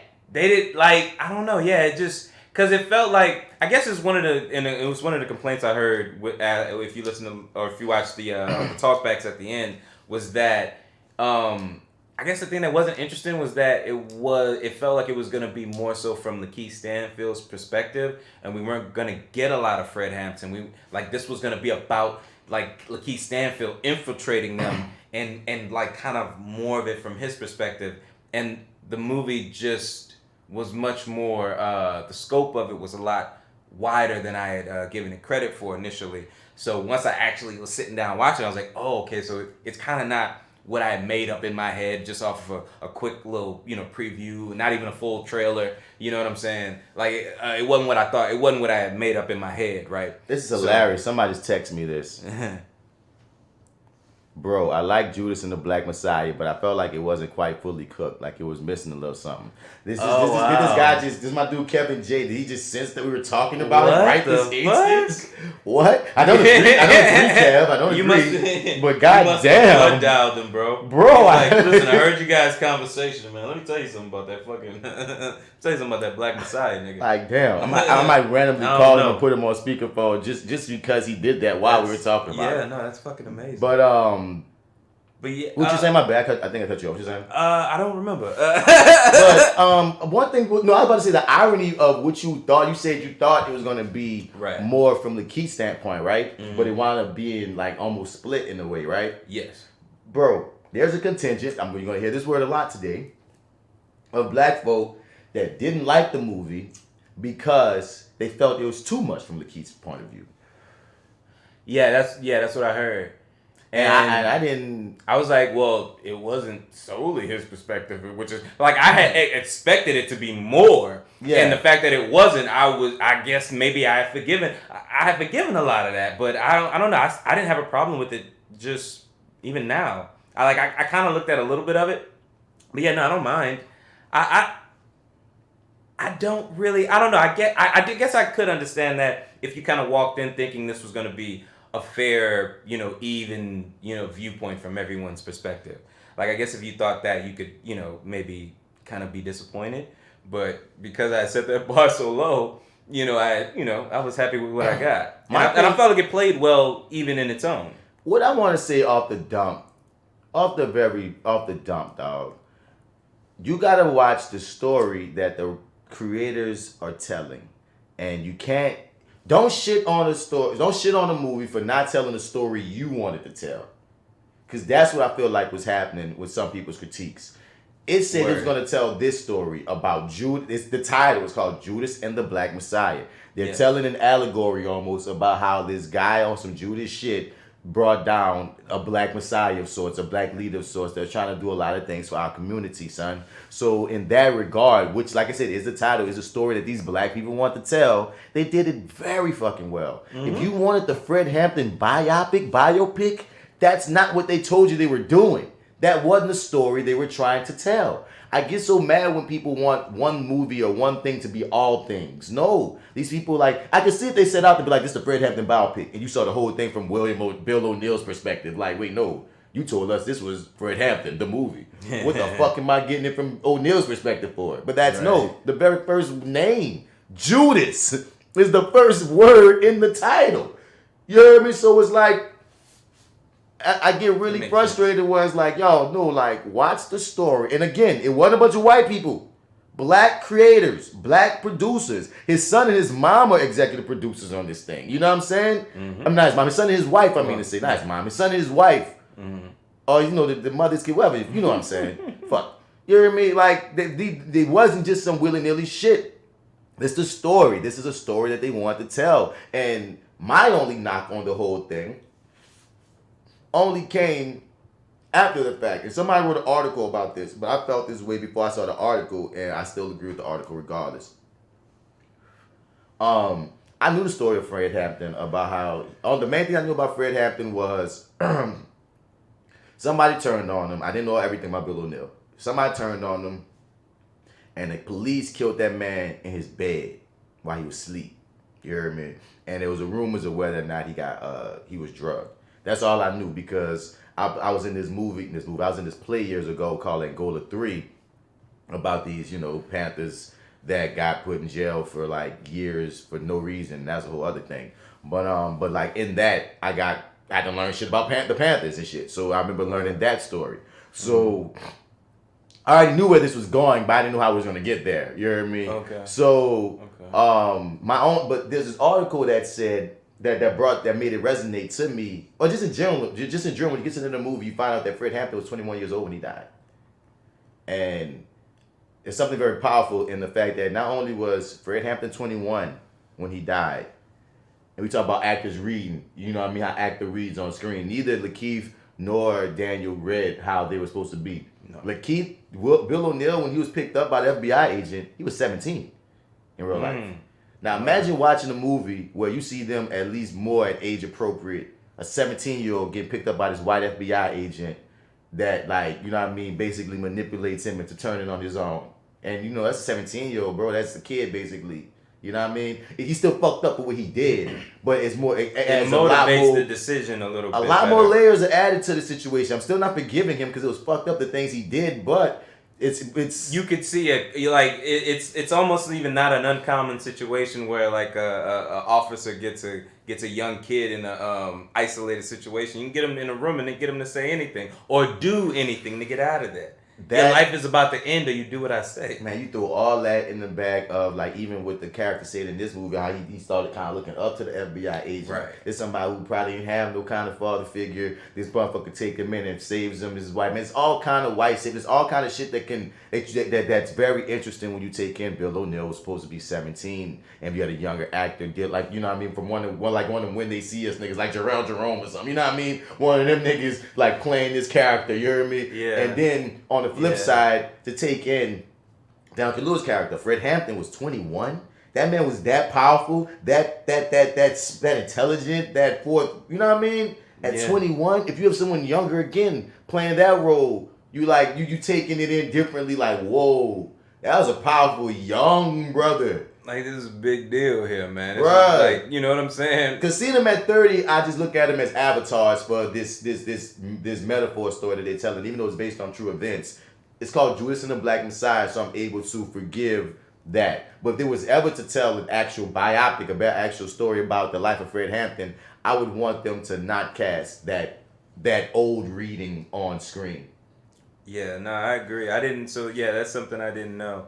I completely agree with that. That sort of adds a whole completely new layer to it, and in real life sort of like colors, you know, the decisions, at least in my head, a little bit differently. I didn't know anything about Fred Hampton. I kind of I remember doing research in junior high about the Black Panthers, or at least that's what I picked or drew or whatever, and I had to do a little bit of research, and I remember a story where that was the ending. I didn't remember who the name was of the person that it happened to. So as it's kind of sort of happening, until they get to the moment is where I'm like, oh, that was him? I kind of vaguely, like, you know, bits and pieces started coming back. I was like, oh shit, like, you should have known this, but you didn't. But it still hurts just the same. But here go the fucked up part, dog. I want to say this too. The Panthers aren't taught in schools like that. No, they aren't. Especially when we were growing up, you like, have to do, you know what I mean? Most of the things that I know about, like, certain, like, shit like the Panthers or like Malcolm X for real or whatever, it's because I had woke ass grandparents that that put me on a lot of shit. You know what I mean? Word. But it wasn't from my school. If we was looking at what we just depend on school to tell us, man, they be letting us down. You feel me? So I don't hit on nobody that don't know certain shit, because it's like, Fred Hampton is a Chicago treasure, so a lot of people know Fred Hampton's story in Chicago hard up. But that don't mean they know Huey's. You know what I'm saying? Like, and there's so many stories within the Panthers alone that's so interesting, but we didn't get taught all that shit. You know what I mean? We lightly get told that there was a militant black group, and that's basically where it stops. You know what I'm saying? Yeah. And so that's why another reason I'm so happy for movies like this to come out, because some people's acting all like somebody else's, like No Name, the rapper No Name's decided not to be on the soundtrack and was saying she wasn't gonna watch the movie because she felt like it didn't dive enough into the politics of Fred Hampton and the rules and the intricacies of the Black Panthers. And that made me go back to what I said earlier. Did that movie say we telling the Black Panther origin story, my nigga? You heard me? Or did they call it Judas and the Black Messiah? You know what I mean? Like, everybody got expectations for their own, you know what I'm saying, movie that contains Fred Hampton's story. I'm like, just be happy that this story will inspire people to want to know more and do more research, and that once it's in the public zeitgeist, you can't take it out. You don't think that they're not going to be some schools now that's going to show that movie instead of the same old Rosa Parks shit every Black History Month? To watch this other thing, learn this other thing about your history. You know what I mean? Like, people be forgetting that we be needing certain things to exist because a lot of shit never existed that we should know about. It makes no sense that The Watchmen series a couple years ago is the reason why people now know about Tulsa and the whole freaking Black Wall Street.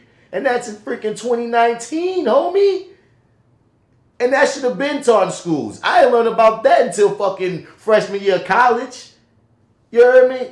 Come on. There's so many stories that we don't fucking learn that they don't teach us as if that's not history. Fuck black history. History. It's American history. It's your history too, bitches. Y'all did fucked up things. That's what the fuck you're scared to tell. Yeah. That's your history that you don't want to tell. And that's why they don't want to, like, that's why we wouldn't talk. How do you teach? Like, I don't know. It's like that's an awkward lesson. You know, on the.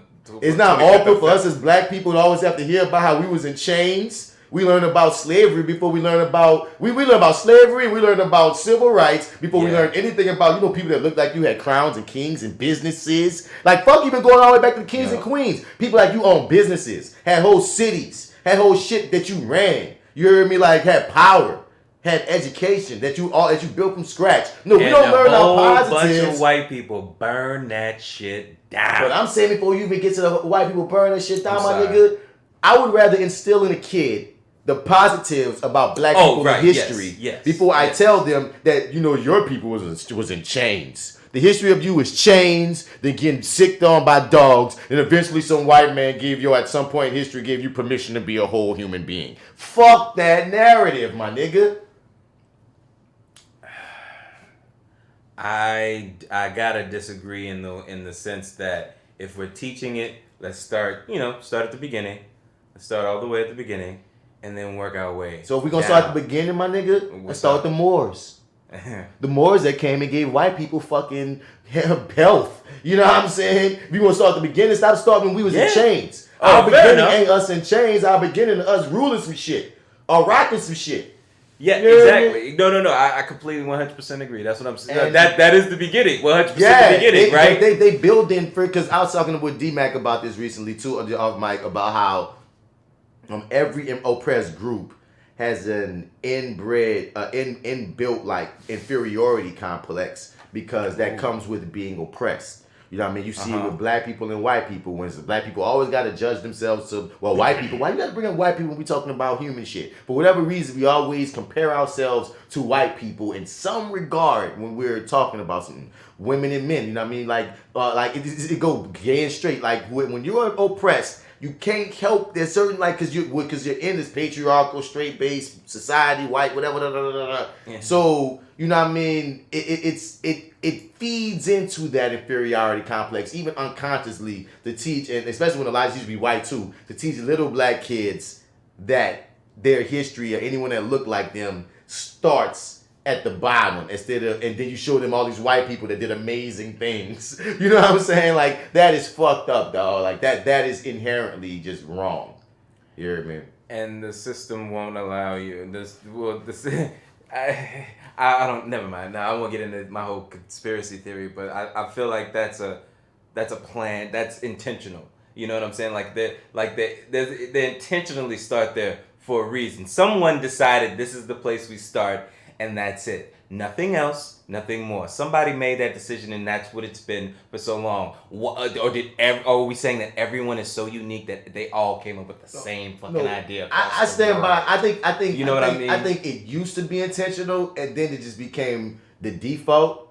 And once it's your default, it's your norm. It's like, because let's say when integration first happened, when they decided to let black people and white people be together, them people intentionally knew what they wasn't going to teach you, what they was going to teach, and that shit became the status quo. I got you. And I'm saying as generations continued, they didn't start being like, let's keep the black. No, future white people wasn't that fucked up, but you just following your norm. You know what I mean? They got their fucked up ways, but I'm saying they weren't as fucked up as we came previously like that. So it's like, if you just following your norm, a lot of times, it's like some shit be fucked up right in front of their face, but until people make an uproar, like, this should be changed, people don't see shit because it just be normal. And I will afford a 20% curve for white privilege and ignorance. A lot of ignorance be and happening. Then I'm gonna say that there's sharper tools in the shed than I that know and don't, and that's actively. Never mind. I don't know. Never mind. But yeah. Because I feel like there is that, and then there's the bunch that just has secret parties. I mean, I believe that exists, though. But at a point, the deficit was so low, it becomes bullying that I don't even think they were even caring to keep. You know what I mean? The shit was already. It was already the plan had been set. It's already right. We're already learning fucked up. We're already fucked up. So it's not like something they got to keep refreshing. So if your dad and your grandpa they made this the norm, you're a lot of times when you're growing up in it, it's just that's the way it is. No, the way it is wrong. But a lot of times they don't see that shit because they just going by the way it is. You hear me? So much. It's layered. It's really layered. I feel you're right. I don't know how long ago this was. Never mind. Let's not get into this. That's not what we're here for. We're here to talk. Oh Black God! So check out FlyWithBats Podcast and Your30 Podcast. Well, these are where those conversations usually take place. Yeah, we do those. You go there for that. But Dominique Fishback was a quiet force in this film. Yes. I loved every scene she was in. Had to pause it immediately and say, "Okay, darling, where do I know you from?" Yeah. And I was like, "Oh yeah, that's right. Power, Project Power. The Deuce. Yeah, she's great. Yeah, she's great. Yeah, I loved her in this. Daniel Kaluuya, awesome. He was just nominated for supporting in one of these things. People was like, "How come support?" And I was like, "Cause lead was probably stacked, and you can argue that Lakeith was the lead. So if this man want to go for support, my nigga. Right. But like being someone, and this show was like." Actor my acting hat is on, but I was about to talk about. I'm sorry, guys. I guess I'm just on some actor mode today. But Kaluuya's voice and taking on his accent and everything was fucking incredible, and I don't think not enough credit is given to people that can do that. Like, I would say this. Like, I just told you one of my main strengths was memorizing lines. Mm-hmm. One of my main weaknesses is accents. Like, to put another tongue on your tongue, that is a process and it takes work. There's certain ones that you've been playing around with. Like, I know people that can do the British accent easy because their whole life they've been playing around with the British accent. But that's also a muscle that you don't even realize that you've just been flexing for years and you was able to develop that even more. But that don't mean you're going to be able to take on that Asian accent the same or the Australian accent the same or have to talk like a whole nother motherfucker.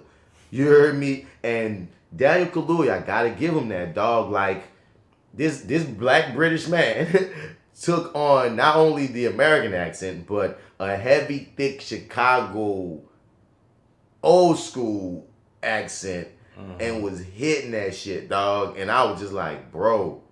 Every time he spoke, I'm like, you killing this shit. Like, I just kept on thinking, damn, son. Because then when you go back and look at, the real Fred Hampton speak, you like, oh shit, you was really studying. Yeah, you see comparisons there a lot. This might be my favorite Daniel Kaluuya role. Oh, word? I think so. Okay. I've only seen like the clip at the end, and I've seen another one that popped up on my YouTube page because they're always listed. And I've only seen those two clips, but like from those two things, I was like, oh wow, no, this does kind of feel like a glove here. Dialect wise. Yeah. But I don't feel like I don't know. I still don't feel like I've seen enough. Like my girlfriend went down an entire deep dive on the shit. So, yeah. But anyway, yeah. It in terms of my favorite, I don't know. It's up there. It's definitely up there. I can't say it's my favorite one. I can't give it number one for sure. But it's in the running. It's definitely most definitely in the running. Get Out was great. He was a sleaze in Black Panther. What else was there? There was something else. He was a bad guy with Brian Tyree Henry on which one of the movies it was? Oh right, Widows. I really did like him in that joint with your girl. I liked him. Queen in and Slim. I liked him in Queen and Slim as well. You hear me? But this one, he was so powerful and magnetic in this one. Like every time he came on screen, he just pulled you in, and he had that step. Oh, yeah. You hear me? He was boy, whether he stand down Lakeith, whether he stand down Dominique, he just, dog, the eyes, so much was in the eye. Like, dude, homie put on a master class. Like, Lakeith might have been, like, I guess, the main character. So it's weird how they split it pretty well. But, like, Lakeith, like, when I look at the two roles, right, I can do what Lakeith did. and not easily, but like that's in my wheelhouse. You know what I mean? He had to be the bad guy, and he had to basically. I could do that. I'm looking at Daniel, and like I don't know if I could do that. You know what I'm saying? Okay. You feel me? Like he like I really fucked with it. Like I really got into his role in that. Everybody did a bang up job, G. Oh yeah. I mean, I felt real into. I was completely into it, man. Like I was I was moved. You know, by the time we get to the end there. Oh God, yes. So you know, like literally moved. So yeah, I thought his performance was great. Like he was sort of the anchor. You know what I'm saying? And even though now that you mention it though, like sort of bringing in the age sort of thing, I guess that like in my head moving forward, that's somewhat of a knock against it. But in terms of that's my only knock. That's the only knock I could give it. I completely understand that. It's a hindsight knock. You know what I mean? Because when I'm watching it, that's not on my mind at all. Okay, fair enough. You know what I mean? But I don't know. Yeah, I don't know what the word is, but like he has that watchable like quality about him here. And it's on full blast. Oh, just like magnetic, dog. You just get pulled in, dog. You get pulled into what the fuck he doing. It's like, and it's not even almost. It's not just. I should say the stare. It's sort of like the stare off. Yeah, the presence. You know what I'm saying?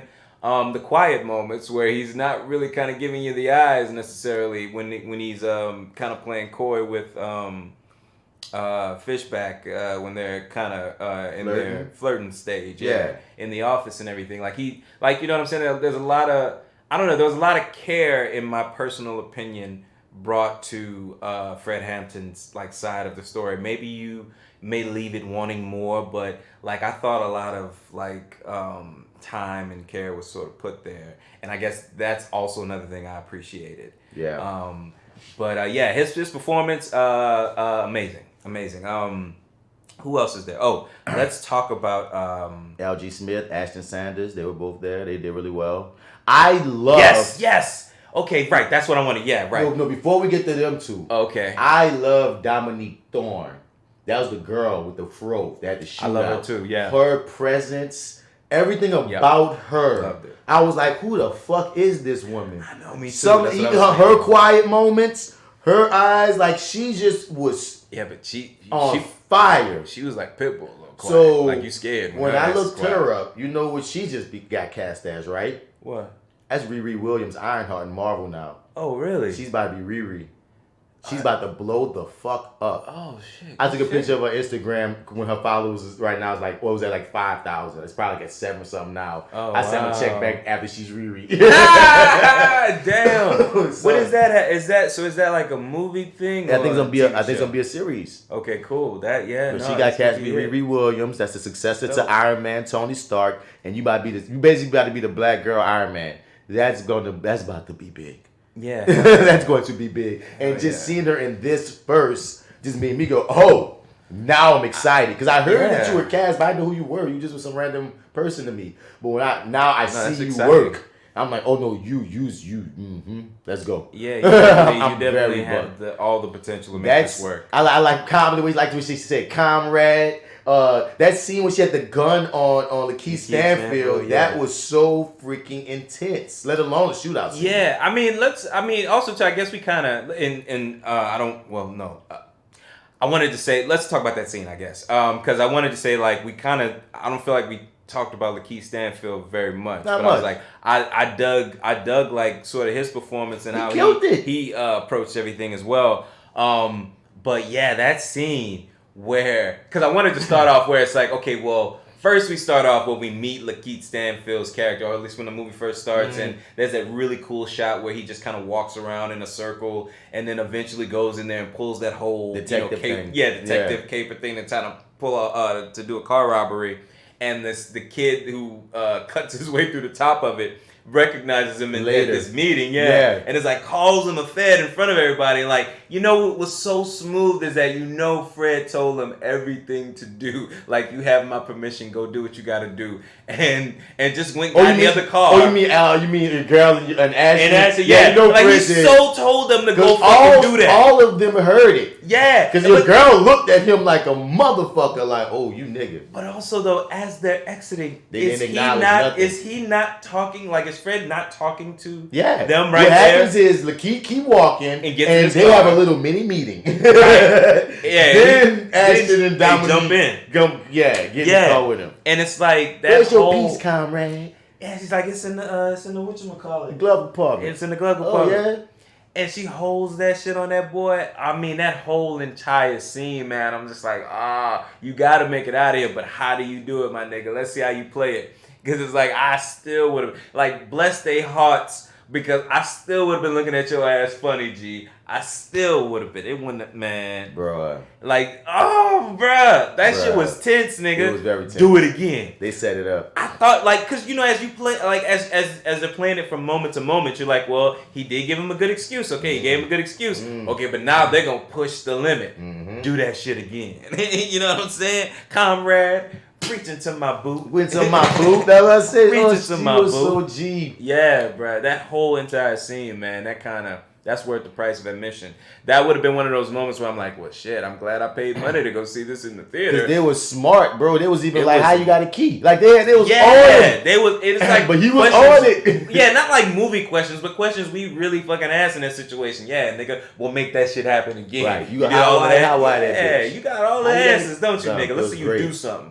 That whole shootout, I like that. That was her again. Ashton, he killed it. Yeah, that fuck, man. But no, LG, dog, and that was a horror movie. Like the whole juxtaposition when Dominique was telling reading her poem, which was, oh my God, she killed that. Like she killed everything she was in. Dominique Fishback. She's reading the poem to Daniel Kaluuya, to Fred Hampton. Yeah. And while it was juxtaposed to LG, getting his revenge on the cops in the shootout with the cops. And son, they played that scene like he was like a monster about to get him up, like Jason about to get a fucking teenage girl, nigga. Right. I was like, ooh, I love the way they shot this. Oh yeah, it was dope. It was dope, but it was like tragic. I don't know, man. Yeah, it's like you can only like sort of in the moment you can only kind of enjoy the mystery of all of that, of how they've put it together until the point where he's going down and you're just like, oh fuck, man.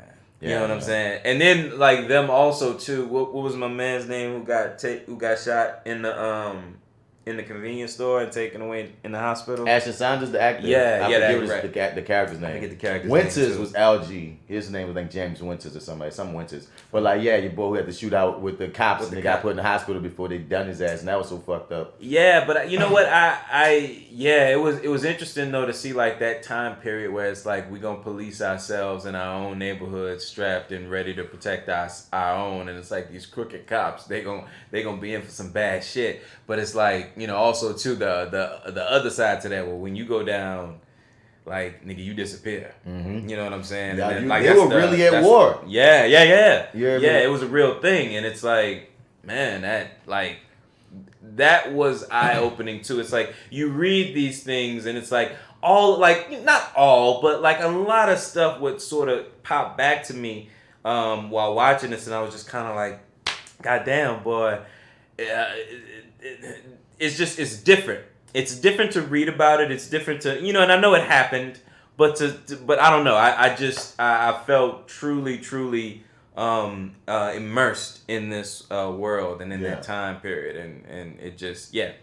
Yeah. It was heavy, And just the whole deal of when you take in even all their stories, because there's a Bobby Seale movie coming out in a couple of months, and the dude from New Orleans I'm always big up, and Calvin Harrison is in that joint, and and it's called The Trial of Bobby Seale. If you look up Huey News, so like dog, how FBI infiltrated and took down the Panthers by itself is just such a heartbreaking thing, because it's like, damn, y'all got so they were so afraid that they had to try to start shit. I was like that scene when he was writing the fake notes and then they ended it with Digging and had your homie from ATL up from Atlanta playing the lead of the Crowns gang, man. Did you recognize him from Atlanta? The nigga with the waves and the do-rag from Atlanta, the big nigga. Oh, yeah, I did. I told my lady. Like, because that was the one thing she saw. She saw the scene where, she saw the ending, like, she saw midway through the scene where your boy get his ass whipped by Donald Glover gets his ass whipped when they on their way back from the college, right? Yeah. That's the one episode she saw with him, right? And she was like, I like this show. I might start watching it because that's the shit she saw. Like, remember when Donald Glover got his ass whipped? That's your boy right there. I was like, oh shit, that is him. I was so joked out and happy to see him. Too, I was like, okay, cool. This is dope. I fucking like this. Yeah, this is on y'all on the road, nah, nigga. Y'all on the road. I mean, like, I was just like, like you say, immersed in the whole deal. And big ups to the Psycho. Speaking of Walt, the Psycho from Breaking Bad, who played the FBI director. He was amazing. Yeah, Jesse so Plemons. Believable. Jesse Plemons. Look, when we first met him, he looked like cast off of Home Improvement. Now he looks like he manages Home Depot. God. That mother, I hate his, like, I don't know, man. Everything I see him in, he's great in, though. Like, he's great, he's great. But he's always natural way about every character I've ever seen him play. Because it seems effortless, even though it's always unnerving. Yeah, he's the type of person, like, I'm sure off camera, off set or whatever, and the rest real shit. Guy. Yeah, I fucks with you probably, right? But on screen, nigga, I want to throw fruit and vegetables. I always want to see you get yours, bro. Yes. Like, you're not my friend. You're not. I'm not a fan. No, I mean I am a fan, but I'm you're a not fan the right of your way. acting, but yes. goddamn your characters. Not your characters, man. All of them can eat a bag of you know what. Each and every one of them. I mean, damn. Can we find a good guy anyway? But no. Early on, he was. Anyway. And I wanted to beat up Marty Sheen. Ooh. I mean, yeah. But that he's playing Hoover, whatever. You know what? I kept getting. Yeah. I kept getting the. What was the beginning of Black Klansman? Remember when Alec Baldwin did that little thing like that? I was getting little harkens to that. I was like, oh, look at that. It feels kind of like a nod, but maybe not really. Anyway, because that for all I know that shot was a nod to something else. You know what I mean? Yeah, right. But that's how film goes. Right. Yeah. Exactly. Right. But I wanted to beat him up too. He could have got the Rock tackle. Well, like I think I said earlier, dog. I feel like every white person in this film was fucked up. Yeah, everybody's despicable. I'm trying to think of one. Any good white people in this movie. We might be forgetting one, but I can't think of them. Yeah, see, look at that. I tried. We literally heard it. Just tried. You heard every word. I know. Every second. So son. And one last thing I want to say, dog. I tire of the whole Black British versus American Black situation that came up again for Dan Kaluuya playing. I'm like, dog, did he not kill the role? That's all that matters. You know what I mean? I feel like we saw act like whether I'm gonna be competing with an actor from New York or an actor from London, I still gotta compete with a nigga. You know what I mean? So I don't understand the I feel like we wind up sounding intimidated when we get obsessive about Black British people getting roles, because at the end of the day, we still outnumber them. Yeah, and they still black. That's what's most important. Fuck, they're still black. Yeah, I feel like my timeline or whatever is listening to me that sort of fuels my sponsored ads knows that I don't want to hear anything about that. You know what I'm saying? Yeah. Like, I'm just kind of at a point where it's like, I don't want to hear about it. And it almost puts me in a little bubble where I feel like it doesn't exist. So you just reminded me now that, oh yeah, that's right. That is going to always be a thing moving forward. Pressed when these Brits get these roles. But I feel like you should only be mad if they suck. Because that's how I feel like if it's anybody. Because that's the thing. I'm from New Orleans. I don't just play characters from New Orleans. So if like right. you need to fucking, if the person is sucking, that's when you should have a problem no matter where they're from. But I didn't have no problem with David Oyelowo playing Martin Luther King and Selma because he murdered it. I have no problem with Daniel Kaluuya playing Fred Hampton because he murdered it. If these motherfuckers are killing the I have no problem with your boy from Raw, but the boy from High Fidelity playing Malcolm X because he killed that shit. You hear me? If you kill it, you kill it. That's all that matters. Everybody has their line and they have the right to draw it. So I mean, you go ahead on and like, no, that is what it is. It's like it's kind of silly. But it's like, you know, whatever your line is, cool. But did he not kill it? That's you're like, the point. You know what I'm saying? That's the question no you need to ask yourself at the end of it. Even if you're only competing with American actors, right? I'm 5'8", dark-skinned black guy. I gotta compete with 6'4", light-skinned black guys. 5'9", white built guys. You know what I mean? You have to compete with so many people anyway. I don't care. I don't know why the British people all of a sudden make it any like what? No matter what. At it like that. Right. No matter what, I got to compete with thousands of you motherfuckers. So I got to compete with 1,500 instead of 1,200. Nigga, no, there's still thousands of you motherfuckers, dog. You have to worry about getting you together. You get your work right. I got to compete with these niggas in the audition room. Then I got to go home and tweet about their British. It's too much work, man. To me, caring about them being British is like, one place. Right, but just worry about you because I just feel like that's like me getting mad because, like I said, I'm 5'8", so I just got mad. Oh man, them 6'2" niggas. You know what I mean? Every time I can't stand these 6'2" niggas. Like that. Nice. That is ridiculous to me, son. So that's all that really be mad at all. And everyone in this film killed it. I don't care where they're from. Yeah, man. I mean, I'm trying to think of like a weak link in this entire cast.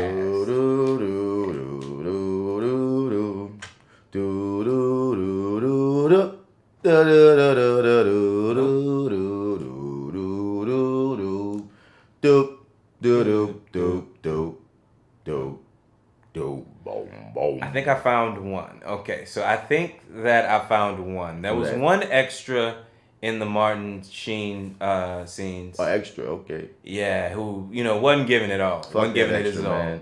Fuck that extra. I didn't think he was giving it his all. He was about like 6, 7 people to the right, 5 people up, 3 people down, 6 to the left. I even rock with the homie Bobby Rush, man. He didn't get a lot of lines, though, but was the guy with the glasses in the bush. He was almost in every scene, even though he didn't speak a lot. And he's based off a real guy. And he was Roller, exactly, Roller. I had to look him up too. I told you, boy, I had to look shit up, boy. I don't know who I was with, and the whole time we was watching the movie, it might have been deep. I don't know who I was with. I kept on saying, man, I don't know where I know this nigga. I kept looking like why do I know this nigga, man? And then we looked Only it up. one nigga got a head shaped like that. And that was Roller. I was like, I was a Roller. But and then it was funny. I was like, damn, I know that's Roller. Rewatch Power. Then I saw he was in something else that I know, but I forget what the second thing is I know him from. But no, he's that. Barry. He's in Barry. He's exactly. in Barry.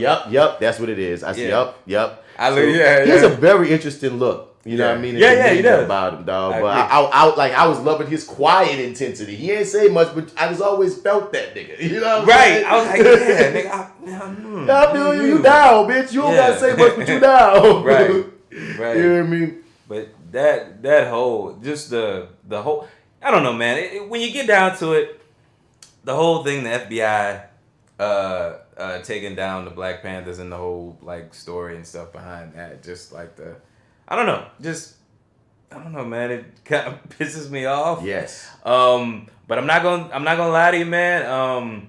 I watched the entire movie from start to finish, once, and I wound up like having to leave, and my lady paused it. But when I got back home, she was sleeping, and I figured, fuck it, I'm gonna finish it. I'm not gonna lie, I was drinking. Maybe smoking. Mind your business. Listen, a little bit of something, right? Yeah. So I get to the end of it the first time, and I'm a mess. And and so the second time, I'm like, you know what? I haven't been drinking, but I'm not gonna take the chance. I'm gonna just leave the room. The final 15 minutes. But this, like, when I tell you this whole thing, just the whole story really was very insightful. Brought back a lot of memories. But at the end of the night, man, it broke my fucking heart. Yeah.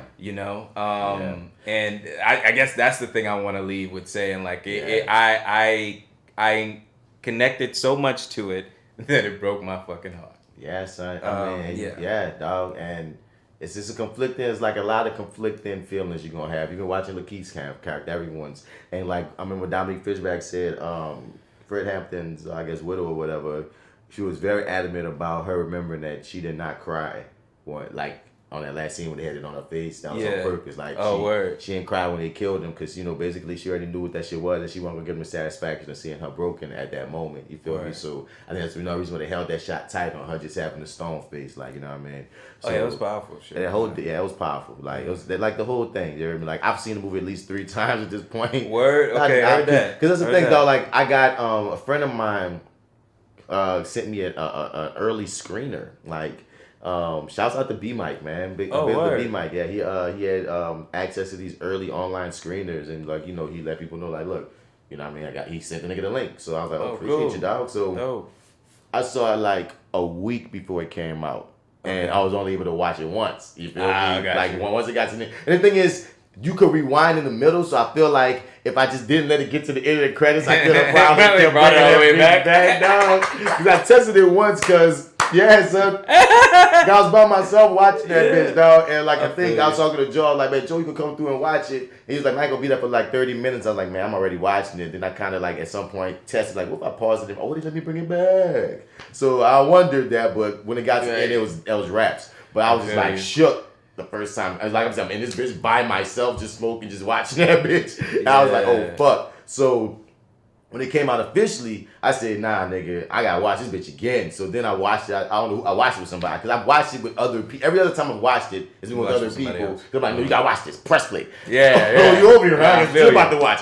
Press play. You know what I'm saying? So it was always with someone else after that. But yeah, I've seen it a number of times, and yeah, like beyond highly recommended. G, beyond. Oh yeah, I want to, and real quick, I'll go. I feel like we're wrapping up, but I want to mention real quickly before we do, Lil Rel showing up was so fucking interesting and scary in a way that I did not know was possible. Maybe it's just me, but the way that shit flipped, nigga, I'm like, oh wow, and this kind of, and you wearing this devil suit real good, boy. It was like you never thought of Lil Rel as sinister. No, not but at all. But for some reason, we saw sinister in, and this is the most important part.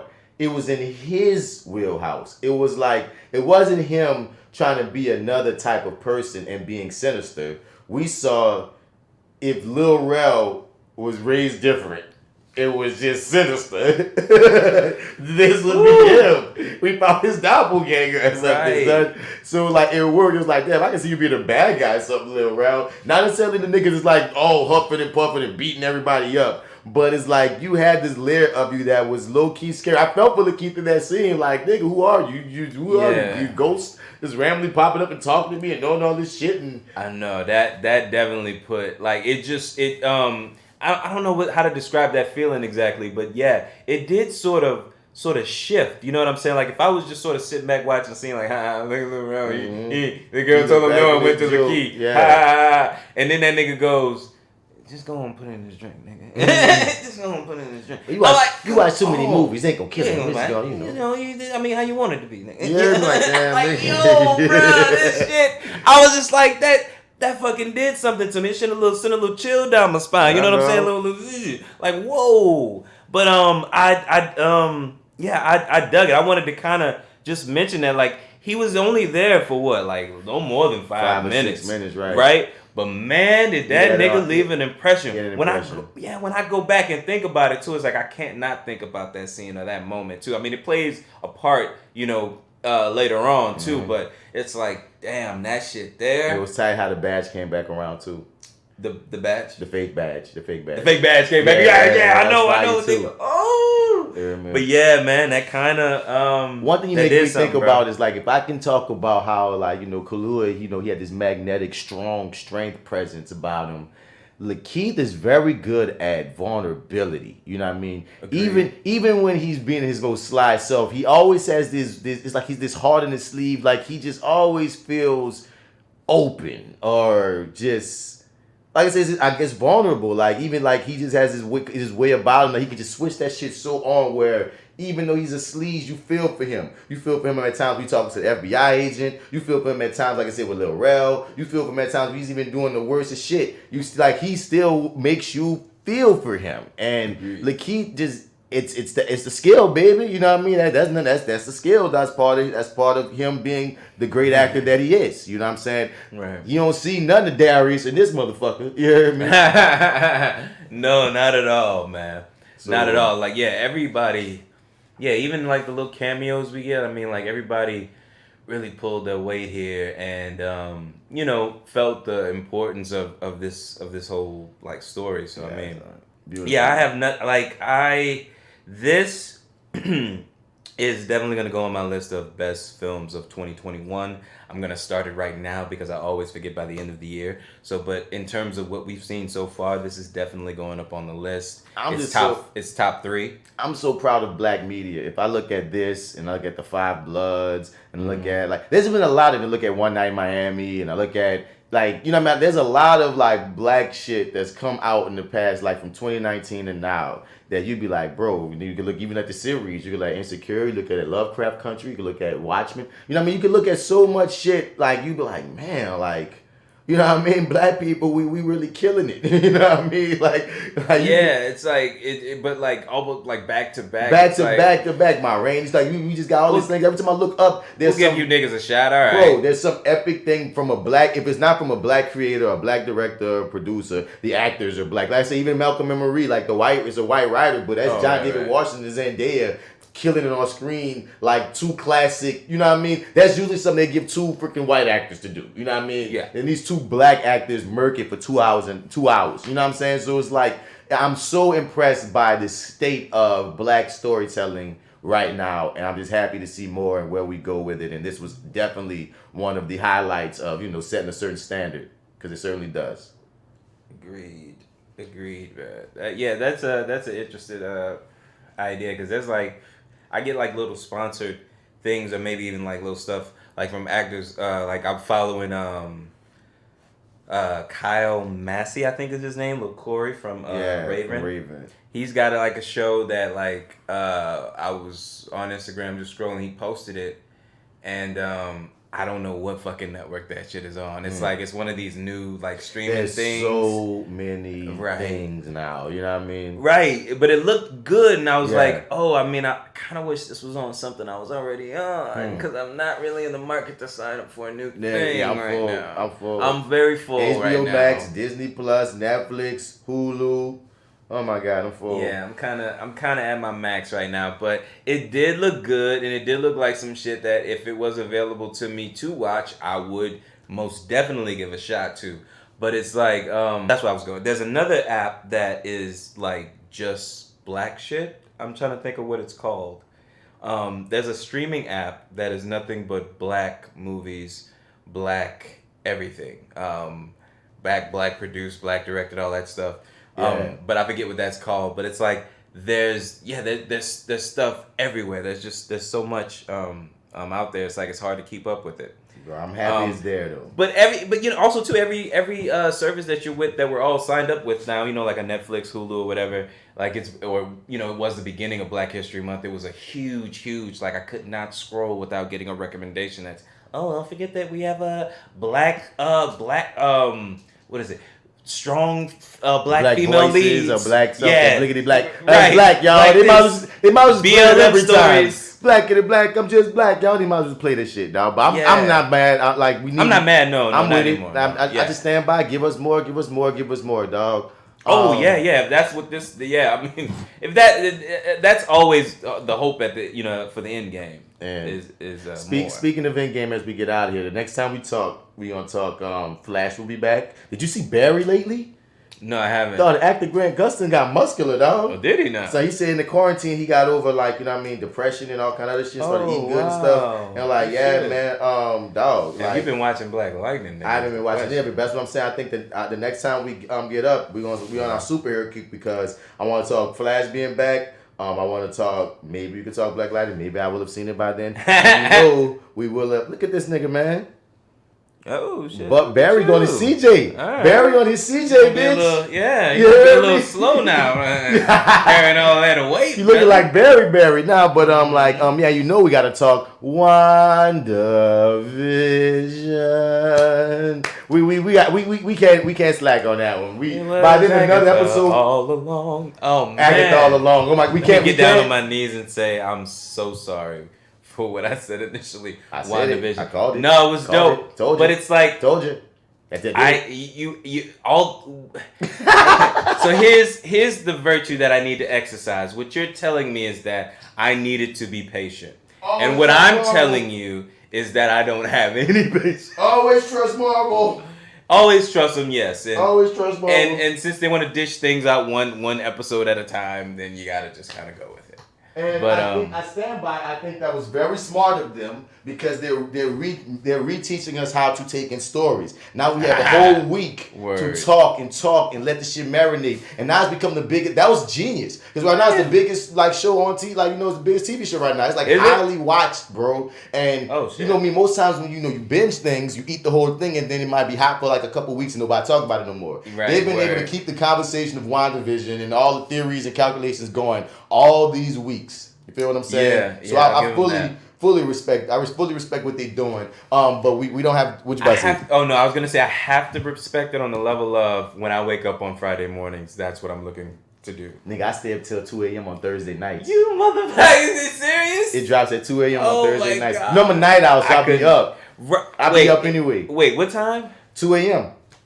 Okay, maybe I could at 2 a.m. on Thursday. Well, that's technically Friday. That's technically Friday mornings, but 2 a.m. on Thursday nights, quote unquote. Yeah, dog, I'll be on it. That's my shit. Where I would watch it at, I'd have to be completely quiet. So I think, oh man, you know what? I'm just giving you the cheat code, dog. I can't tell you what to do with it. I mean, if. I don't know. One day. One day. But so we're gonna definitely deep dive into WandaVision. But I'm gonna give you this weird rumor, a suspicious hope that people are hoping because just like how everybody in the nerd community was kind of guessing that Agnes was gonna be Agatha Harkness. If you know anything about the comics, everybody was kind of guessing that's who she was gonna be. Okay. And the other thing that people are hoping and cross their fingers up, they're wondering if this character Gravedigger or Nightmare or especially Mephisto. Mephisto, who's like the devil of the Marvel universe. A lot of people are feeling like Mephisto's calling all us pulling the strings here, right? Right. And there's this rumor that what if it was Al Pacino as a riff on the meta tip of his character from Devil's Advocate when he played the devil before? What if they made him Mephisto? And because the thing is, there's this big rumor of there's one more big actor that's supposed to be appearing in one of these episodes. Paul Bettany even went on a thing to be like, man, I've been wanting to work with this actor for years. So people are trying to figure out who it could be. And on some straight meta craziness, if it was really Al Pacino being the devil again, that would blow the internet. That would blow my brain. That would blow everything up, bro. That would blow it up. Blow. Is this the last episode coming up? This finale? 2 more. There's 2 more. Okay. The most recent was 7, right? I thought it was 8. 7 was out. It's 9 episodes. So 8's coming on this Friday. Oh, it's 9? Okay. So we saw 7 of 9. So technically we have 2 more, bro. Yeah, son. Okay. That's all I got to say, son. So hopefully by next time we record, we'll have seen the 8 episodes and we will be on, you know what I mean, the one right before the big season finale. Then we'll just try to come up with any type of... Did you catch the spoiler? I mean, not spoiler, stinger. Oh, yeah, with Monica? Yeah. So, question. There's no more stingers, right? We don't know. We didn't know that was there. They've never had any others. That's the first one. Yeah, because I went back and watched 3 episodes. I was like, there's no more stingers. There's never been any other. This is the first time. That's the first time. So now sure. If they put us on blast, we got to look for them now. You hear me? Yeah, which I'm completely in for, and there's always so much time at the end of it. Because they've been setting us up for weeks. Because I feel like every episode you slick side be thinking, is one coming? Yeah, right. So yeah. But they're like, nah, we ain't giving you shit. We ain't giving you shit. But let's get up out here, dog. I'm about to go to the gym. Word. That's why D-Mac is very punctual and shit. All right, I'm about to be fat. This is that actor guy, Mr. Bats in the building. Follow me at Mr. Bats. Spell it out, you're gonna find another cat. And yeah, man, check out the Fly with Bats show on this feed. Of course, we have new episodes coming. We're supposed to be recording this weekend, and yeah, man, tell people about this one. Like, share, subscribe, and all that stuff. You heard the man. You can find me, Marty, MartyEdwards 504 on Instagram, Twitter, and Snapchat. You also want to go to lowrainpictures.com. Click on that Your30 tab where I co-host the show there with... What's his name? What's his motherfucking name? Oh, I think it's Arrogant Observing. If that nigga's still listening, I miss you, brother. But Your30 with Marty and the Arrogant Observer, wherever you get your podcast at. And check us out. Appreciate you. Yeah, man. Till next round, guys. Peace out.